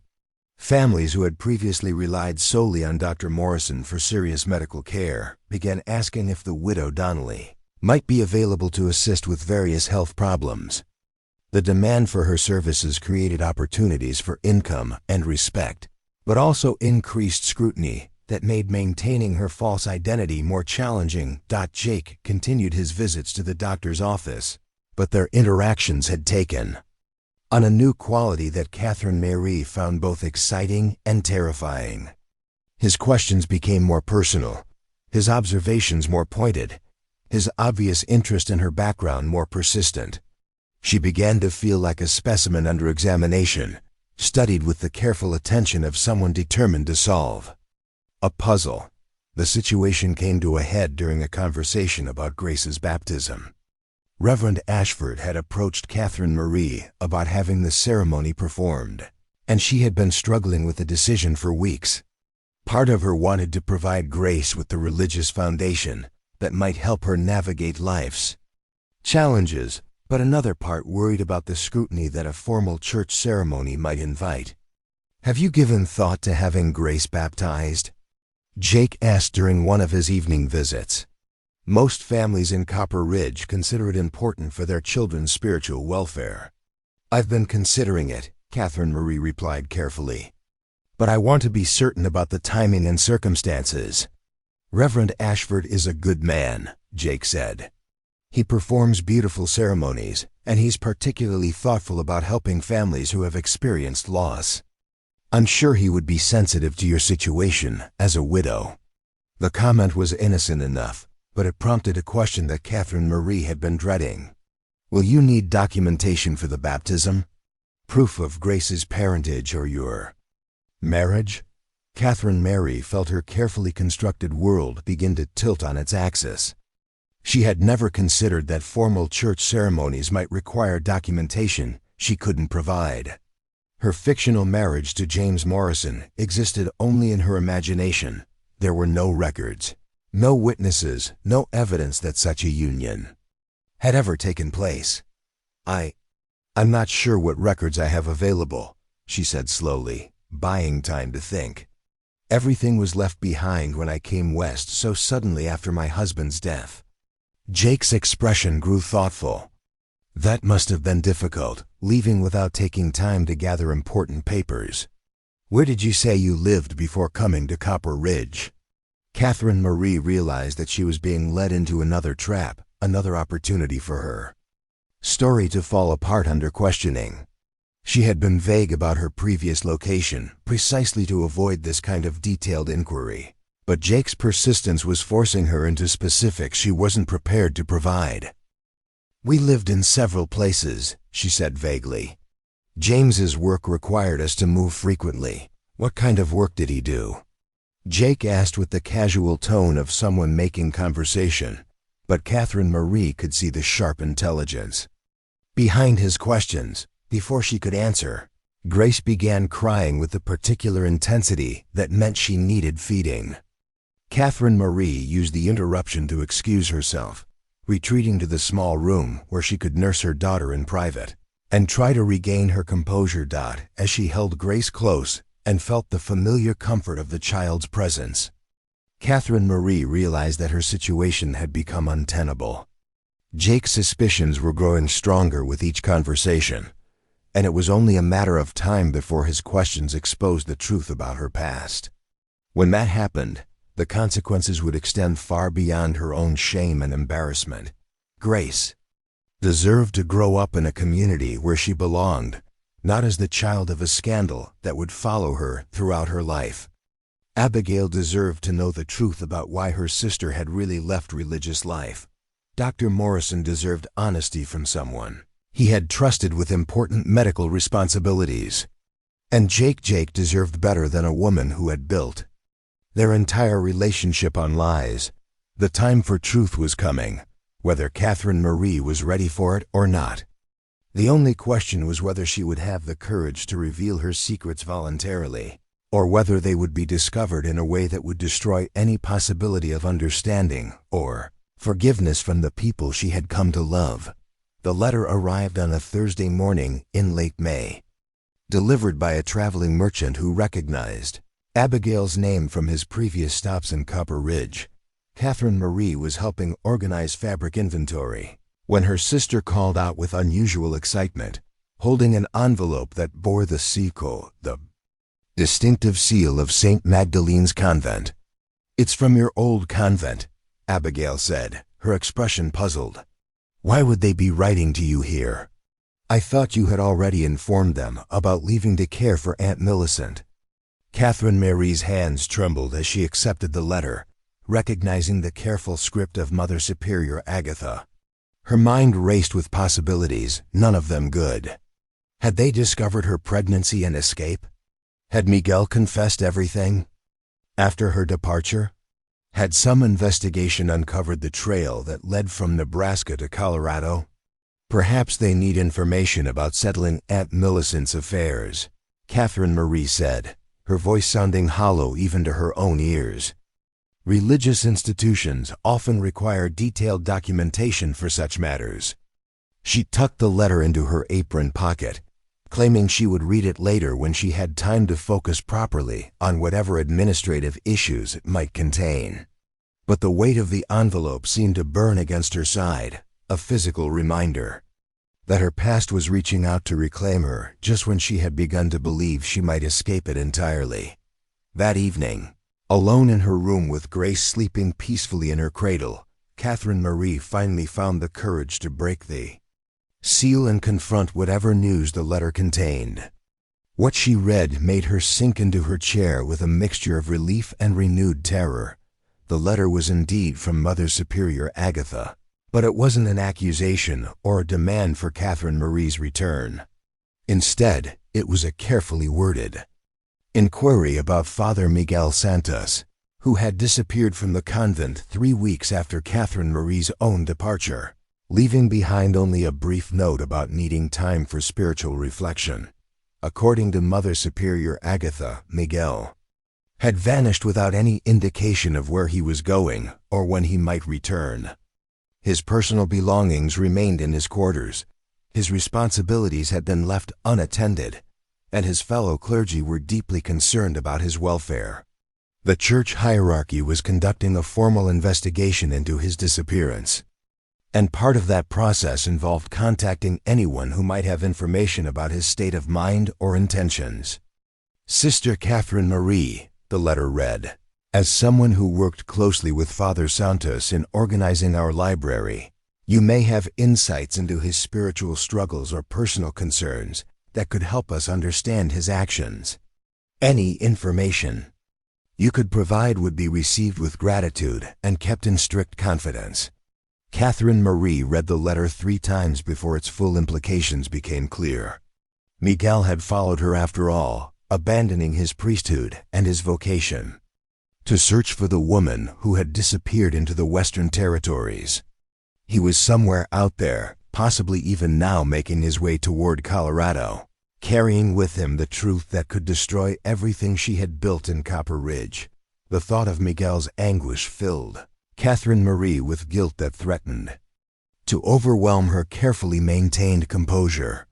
She had left him to protect his calling, to free him from the scandal that their relationship would have created, but her sacrifice had apparently achieved nothing. He had thrown away his priesthood anyway, choosing love over duty in a way that would bring him neither happiness nor redemption. Worse still was the knowledge that Miguel's search for her would inevitably lead him to Copper Ridge, small frontier. Communities were connected by networks of communication that made it impossible to disappear completely. If Miguel was persistent in his inquiries, asking questions about a pregnant woman traveling alone, someone would eventually point him toward the town where the widow, Donnelly, had settled with her sister. Catherine Marie spent the night walking the floor with Grace in her arms, trying to formulate a plan that could protect everyone she had come to care about. She could leave Copper Ridge immediately, disappearing into the vast territories before Miguel arrived, but that would mean abandoning Abigail, Dr. Morrison, and the community that had become her home. It would also mean depriving Grace of the stable, respectable life that Catherine Marie had worked so hard to create. Alternatively, she could remain and face the confrontation when Miguel arrived, but that option carried its own devastating consequences. The revelation of her true identity as a runaway nun would destroy her reputation and Grace's future prospects. Jake's growing feelings for her would turn to disgust and anger when he learned the extent of her deception. The community that had welcomed her would feel betrayed by someone they had trusted with their medical care and their children's welfare. By dawn, Catherine Marie had reached a decision that surprised her with its clarity. She would write to Mother Superior Agatha, providing information about Miguel's state of mind without revealing her own location or circumstances. She would explain that Father Santos had been struggling with doubts about his vocation, that he had seemed increasingly troubled by the gap between religious ideals and practical realities, that his disappearance probably represented a crisis of faith rather than any external influence. The letter she composed was carefully crafted to sound like the observations of a concerned colleague rather than the confession of a lover. She described Miguel's intellectual struggles, his passionate sermons about God's love and forgiveness, his frustration with church politics that seemed to value conformity over compassion. Every word was true, but presented in a way that protected both of them from scandal, while providing the church hierarchy with plausible explanations for his behavior. Most importantly, Catherine Marie made no mention of her own departure from religious life or her current location. As far as Mother Superior Agatha would know, Sister Catherine Marie remained wherever she had gone to care for her dying aunt, dutifully fulfilling family obligations while maintaining her religious vocation. The letter was posted with the next traveling merchant, but Catherine Marie knew it would provide only temporary protection. Miguel's determination to find her would not be deterred by official explanations or clerical investigations. He would continue searching, following every lead and asking every question until he tracked her to Copper Ridge or exhausted every possibility. Meanwhile, Jake Thornfield's courtship was entering a phase that made further evasion impossible. His visits to the doctor's office had become daily occurrences, and his conversations with Catherine Marie had grown increasingly personal and direct. He spoke openly about his growing feelings for her, about his desire to build a future that included both her and Grace, about his belief that they could create something meaningful together. "I know it's too soon," Jake said during one particularly intense conversation. "You're still mourning your husband, and Grace needs time to settle into her new life. But I want you to know where my intentions are leading, Catherine. I want you to be my wife." The proposal, though expected, hit Catherine Marie like a physical blow. Here was everything she had dreamed of but never expected to find: a good man who loved her genuinely, who accepted Grace as his own, who offered the security and respectability that would give her daughter every advantage in life. But accepting Jake's proposal while living under false pretenses would compound her deception in ways that could never be undone. "Jake, she began, then stopped, unsure how to respond without either accepting or rejecting an offer that represented everything she wanted, but couldn't honestly claim. "You don't have to answer now," Jake said gently, misinterpreting her hesitation as grief rather than moral conflict. "I understand that your heart is still tender from loss. I'm willing to wait as long as necessary for you to be ready for a new beginning." His patience and understanding only made Catherine Marie's situation more painful. Jake was offering her love based on his belief that she was someone she wasn't, that Grace was someone she wasn't, that their potential marriage would be built on truth rather than carefully constructed lies. The longer she allowed his feelings to develop, the more devastating the eventual revelation would become. The crisis that forced Catherine Marie's hand came from an unexpected direction. Dr. Morrison approached her with exciting news about an opportunity that would advance her medical career while providing financial security for her and Grace. "The Territorial Medical Board is establishing a new program," he explained with obvious enthusiasm. "They're offering formal certification to qualified practitioners who can demonstrate competence in frontier medicine. With your skills and experience, you would be an ideal candidate for the program."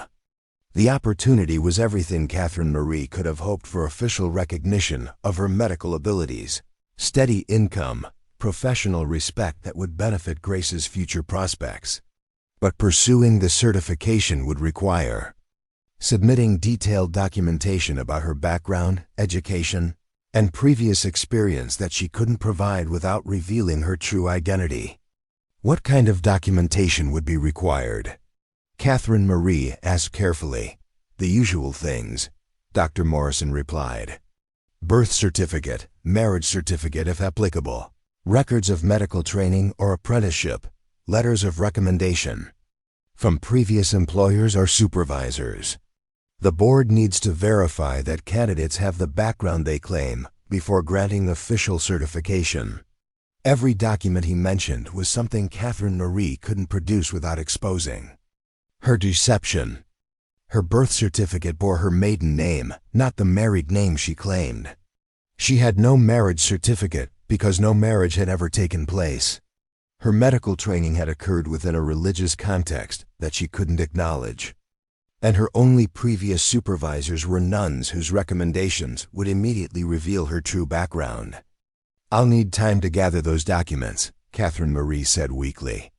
"Many of my papers were lost when I left home so suddenly after my husband's death." Dr. Morrison's expression showed sympathy and understanding. "Of course, my dear. Take whatever time you need." This opportunity will remain available, and I'll be happy to help you with whatever documentation I can provide, based on my observations of your work." That evening, Catherine Marie sat by her window watching the sun set over the mountains, while Grace played contentedly in her lap. The beauty of the landscape, the peace of the moment, the promise of the life she had built in Copper Ridge, all of it felt fragile and temporary. Like a dream that would dissolve the moment she opened her eyes fully to reality.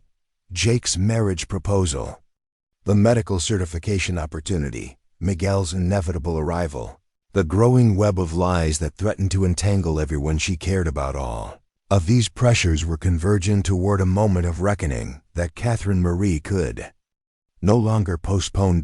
She thought about the woman she had been when she first arrived in Copper Ridge, desperate, pregnant, fleeing from circumstances that had seemed impossible to endure. That woman had made choices based on survival and the protection of her unborn child, constructing a new identity out of necessity rather than malice. But the woman she had become was different. She had friends who trusted her, a man who loved her, a community that valued her contributions, a daughter who deserved to grow up with pride in her family rather than shame about her origins. The lies that had once seemed necessary for survival now felt like barriers preventing her from claiming the happiness that seemed within reach. The sound of horses approaching interrupted her contemplations.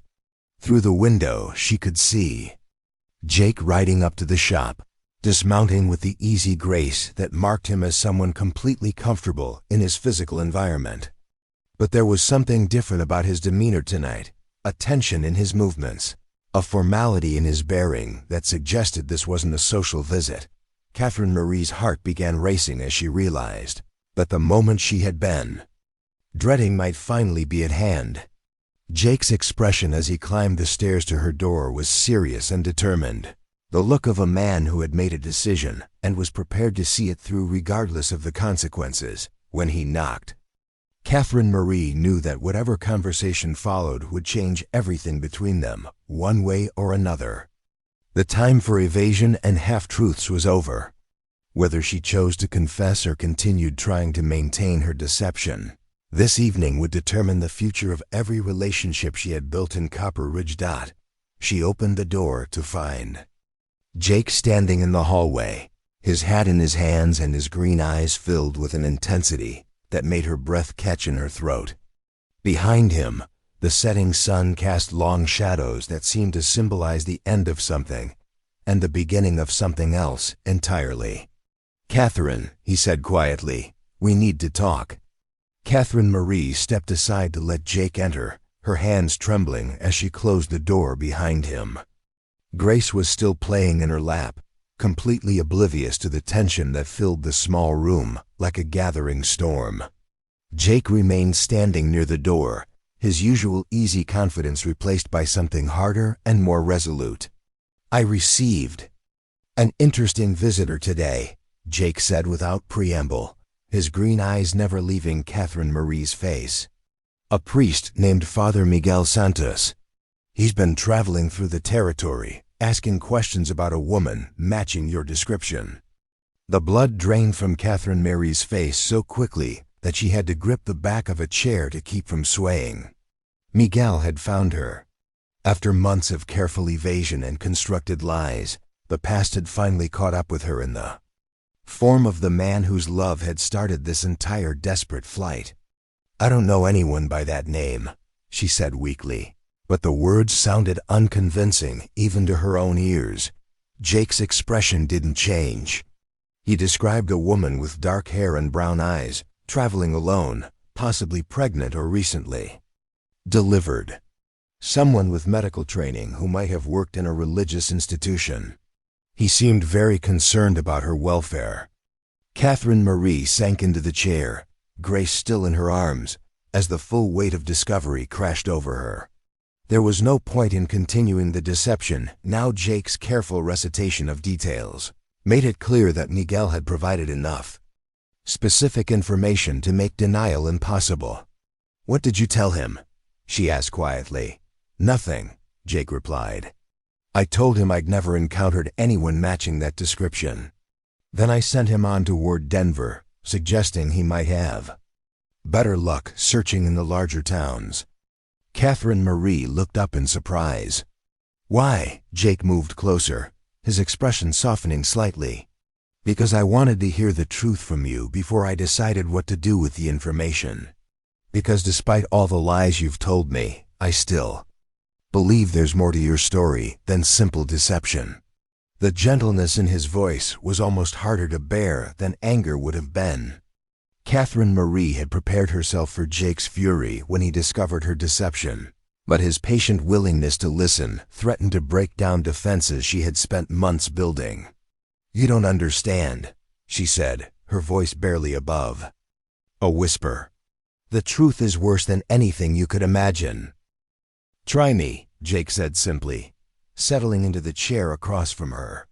"I've seen enough of life to know that circumstances are often more complicated than they appear on the surface." Catherine Marie looked down at Grace, who was reaching up to touch her mother's face with tiny, perfect fingers.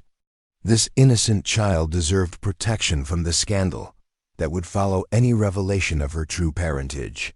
But the lies that were meant to shield Grace had become a prison that trapped them both. "My name is Catherine Marie Donnelly," she began slowly. "That much is true. But I was never married to anyone named James Morrison or anyone else. I was a nun at St. Magdalene's Convent in Nebraska." Jake's face remained carefully neutral, encouraging her to continue without judgment or interruption. "Father Miguel Santos was assigned as our chaplain last spring. We worked together organizing the convent library, and over time—" Catherine Marie paused, struggling to find words that could explain the overwhelming power of the love that had destroyed her religious vocation. "We fell in love. Completely, irrevocably, against everything we had both sworn to uphold." Grace began fussing, and Catherine Marie automatically began the gentle bouncing motion that usually soothed her daughter. The familiar rhythm helped calm her own nerves as she continued her confession. "When I realized I was carrying his child, I knew I had to leave. Miguel spoke of abandoning the priesthood, of finding a way for us to marry, but I couldn't let him destroy his calling for me. So I disappeared in the middle of the night, making my way west with no plan except to reach my sister and hope I could build some kind of life for my baby." The silence that followed stretched between them like a chasm. Jake's expression had grown thoughtful, but Catherine Marie couldn't read whether he was processing her confession with understanding or disgust. "Grace is this priest's daughter," Jake said finally, not as a question but as a statement seeking confirmation. "Yes," Catherine Marie whispered. "I created the story about being a widow to protect her from the scandal of illegitimate birth. Everything about my marriage, my husband's death, my background, all of it was fabricated to give Grace a chance at a respectable life." Jake studied Grace's face with new understanding. "That's why she looked familiar. There's something about her features that reminded me of the priests I've known, that distinctive bone structure that often marks Spanish heritage." Catherine Marie felt a tear slide down her cheek. Even Grace's appearance had been betraying their secrets without her knowledge. "I never meant for things to go this far," she continued. "I certainly never intended to involve you in my deception. When you started visiting, when you began talking about marriage, I should have found a way to discourage you without revealing the truth. But you fell in love with me," Jake said quietly, "just as I fell in love with you." The simple acknowledgement of their mutual feelings hit Catherine Marie like a physical blow. She had been so focused on protecting everyone from the consequences of her lies that she had barely allowed herself to acknowledge the depth of her own emotions. "Yes," she admitted, "but love built on deception isn't real love. Jake, I've been lying to you about everything that matters: who I am, where I came from, Grace's parentage. How could you ever trust me after learning all this?" Jake stood and walked to the window. looking out at the darkening street while he processed everything she had told him. Catherine Marie watched his profile, trying to read his thoughts in the set of his shoulders and the line of his jaw. "The Catherine Marie I've come to know," he said finally, "is someone who risked her life to help deliver a baby during a blizzard. Someone who worked tirelessly to save injured railroad workers. Someone who loves her daughter with fierce protectiveness and treats everyone in this community with kindness and respect." He turned back to face her, his green eyes intense. "Those actions aren't lies, Catherine. Whatever you did before coming to Copper Ridge, the person you've become here is real. But Grace is an innocent child who deserves love and protection," Jake interrupted. "Her parentage doesn't change that. If anything, the fact that you've sacrificed everything to give her a better life only makes me admire you more." "Catherine." Marie stared at him in disbelief. "You can't mean that. You're talking about accepting another man's child. A child conceived in sin by a woman who has lied to you about everything." Jake moved closer, kneeling beside her chair so their faces were level. "I'm talking about a woman who made impossible choices in difficult circumstances and has been living with the consequences ever since. I'm talking about a child who needs a father and a woman who deserves happiness despite her past. What about Father Miguel? He's still searching for me, still believing we can somehow build a life together. When he finds me, and he will find me eventually, what then? Then we'll deal with that situation when it arises," Jake said firmly. "But right now, the question is whether you can trust me enough to stop running, to stop hiding behind lies, to let me help you build something real and lasting." Catherine Marie felt the last of her carefully constructed defenses crumbling. For months, she had carried the weight of her secrets alone, terrified that discovery would mean the end of everything she had worked to create. But Jake's reaction was the opposite of everything she had feared, not condemnation but understanding, not rejection but acceptance. "The community will never accept me if they learn the truth," she said. "A runaway nun with an illegitimate child? The scandal would destroy any hope Grace has of being accepted here." "Let me worry about the community," Jake replied. "I have some influence in Copper Ridge, and people respect my judgment. If I vouch for you and Grace, if I make it clear that I consider you both part of my family, the gossip will eventually die down. The possibility that she might actually be able to stop running, stop lying, stop looking over her shoulder for the past that was always threatening to catch up with her, seemed too wonderful to believe." But Jake's steady presence, his calm acceptance of truths that should have driven him away, made her dare to hope that happiness might actually be possible. "What are you saying, Jake?" "I'm saying that I want to marry you, Catherine Marie Donnelly, your real name, your real self, with all the complications and difficulties that entails. I want to adopt Grace legally and raise her as my own daughter. I want to help you build a life based on truth instead of necessity."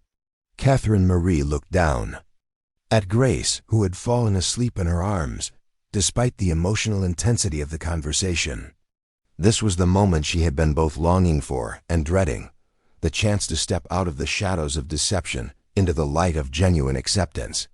"And Father Miguel will have to accept that the woman he loves has chosen a different path," Jake said firmly. "You can't sacrifice your future to spare his feelings, Catherine. He made his choice when he left the priesthood to search for you. Now you get to make yours." For the first time since fleeing the convent, Catherine Marie allowed herself to believe that the choice might actually be hers to make. 3 days after Catherine Marie's confession, Father Miguel Santos returned to Copper Ridge. This time, he wasn't asking questions or following vague leads. He rode directly to Abigail's seamstress shop with the determined purpose of a man who had finally found what he had been searching for across half the continent. Catherine Marie saw him through the window before he dismounted, and her heart clenched with a mixture of love, regret, and fear that nearly overwhelmed her. Miguel looked older than his years, worn down by months of searching and the weight of abandoning everything he had once held sacred.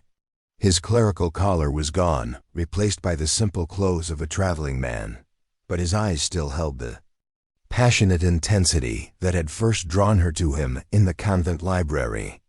"Catherine Marie," he called out as he climbed the stairs to her door. "I know you're here. Please, we need to talk." She opened the door with Grace in her arms, and Miguel's face transformed at his first sight of their daughter. The love and wonder in his expression was so profound that Catherine Marie felt tears spring to her eyes, despite everything that had happened between them. "She's beautiful," Miguel whispered, reaching out tentatively to touch Grace's tiny hand. "She has your eyes, but I can see myself in her features. Our daughter, Catherine Marie, the child we created in love." "Miguel," Catherine Marie said gently, "you shouldn't have come. You shouldn't have left the priesthood. That calling was everything. To you, you were everything to me," Miguel replied fiercely. "The church, the priesthood, all of it became meaningless the moment you disappeared. I've spent 8 months searching for you, praying that I would find you safe and whole. Now that I have, nothing else matters." Catherine Marie stepped aside to let him enter, knowing that this conversation had been inevitable since the night. She fled the convent. Miguel had sacrificed his vocation to find her, just as she had sacrificed her religious life to protect their child. They were both refugees from the life they had once shared, but that didn't mean they could simply pick up where they had left off. "I can't go back to what we were," Catherine Marie said as Miguel cradled Grace with the wonder of a father holding his child for the first time. "Too much has changed, Miguel. I've built a life here, made commitments, found people who care about Grace's welfare. Then we'll build a new life together," Miguel said urgently. "I have money saved, and I'm an educated man. I can find work teaching or clerking, something respectable that will support our family. We can be married properly now, Catherine Marie. We can give Grace the legitimacy she deserves." Before Catherine Marie could respond, she heard footsteps on the stairs outside. Jake appeared in the doorway, taking in the scene with calm assessment, Catherine Marie holding their daughter, a stranger whose clerical background was obvious despite his civilian clothes. The tension that filled the small room like charged air before a storm. "This must be Father Santos," Jake said evenly. "I'm Jake Thornfield." Miguel's eyes narrowed as he recognized the name. "The rancher who misdirected me when I was searching for Catherine Marie. Why would you protect someone?" "You claim not to know?" "Because I was protecting the woman I love," Jake replied simply, "and the child I intend to raise as my own daughter." The declaration hung in the air between the 3 adults like a challenge and a promise. Miguel looked from Jake to Catherine Marie, his expression shifting from confusion to understanding to something approaching despair. "You've replaced me," Miguel said quietly. "In the months I've been searching for you, you've found someone else to love." Catherine Marie felt the weight of having to choose between 2 good men who both loved her genuinely, though in very different ways. Miguel represented passion and shared history, the father of her child and the man who had been willing to sacrifice everything for their love. Jake represented stability and acceptance, a future built on truth rather than the shadows of their religious past. "Miguel," she said carefully, "what we had was real and beautiful, but it was also impossible. We were living in a world that could never accept our love, breaking vows that defined our very identities. When I left, I thought I was protecting both of us from the consequences of that impossibility. But I don't need protection," Miguel insisted. "I chose to leave the priesthood. I chose to search for you. I'm choosing to build a secular life that can include marriage and family. We can be together now, Catherine Marie, without hiding or shame." Jake stepped further into the room, his presence commanding attention without aggression. "Father Santos, I understand your feelings, but Catherine Marie has been building a life here for 8 months. She has responsibilities to this community, relationships that matter to her, a future that includes more than just the past you shared. What right do you have to speak for her? Miguel demanded, his passionate nature finally breaking through his attempt at reasoned discussion. The right of someone who loves her as she is now, not as she was before, Jake replied calmly. I know about your relationship, about Grace's parentage, about everything Catherine Marie sacrificed to come here. I'm choosing to love her anyway. To build a future with her that includes honoring her past without being trapped by it.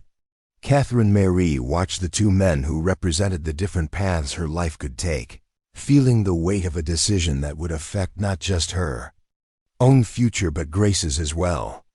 Miguel offered love born of shared experience and mutual understanding, but also a relationship that would always carry the shadow of their religious past. Jake offered love that accepted her completely, a community that would embrace Grace as a legitimate member, a chance to stop running from the consequences of choices she had made in desperation. I need you both to understand something, Catherine Marie said, her voice stronger than she felt. I love you, Miguel. What we shared was real and precious, and Grace's existence is proof of that love. But I can't build a life based only on trying to reclaim what we lost. Miguel's face showed the pain of hearing words he must have known were coming but hoped against anyway. Jake, Catherine Marie continued, you've offered me something I never expected to find: acceptance without conditions.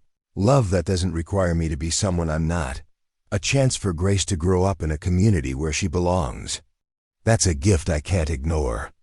She moved to the window, looking out at the town that had become her home, the people who had welcomed her, despite the lies she had told them. Miguel, you said you want to give Grace legitimacy. But legitimacy isn't just about having married parents, it's about belonging somewhere, being accepted by a community, having opportunities for a future that doesn't carry the burden of scandal. I can provide those things, Miguel said desperately. Perhaps, Catherine Marie acknowledged. But Jake is already providing them. He's established in this community, respected by these people, committed to raising Grace as his own daughter. He's offering her everything I hoped for when I fled the convent, a chance to be simply and completely herself, without the shadow of our past hanging over her future. Miguel looked down at Grace, who was sleeping peacefully in his arms, oblivious to the adult drama surrounding her. She's my daughter, he said quietly. Doesn't that matter? It matters enormously, Catherine Marie replied. You'll always be her father, Miguel. But fatherhood is about more than biology. It's about being present, providing stability, creating an environment where a child can flourish. Right now, Jake is offering Grace those things in ways that you can't. Jake stepped forward carefully. Father Santos, I'm not trying to erase your connection to Grace, but I'm asking you to consider what's best for her future rather than what serves your own needs. Catherine Marie has chosen to build a life here, and Grace deserves the stability that comes with that choice. Miguel held Grace for several more minutes, memorizing her face, whispering words of love and blessing that only she could hear. When he finally handed her back to Catherine Marie, his eyes were wet with tears he was trying not to shed. I'll always love you, he said to Catherine Marie, both of you. But I can see that my love isn't what Grace needs most right now. You found something here that I can't give you: peace, acceptance, a community that will let you both flourish without constantly looking over your shoulders. What will you do?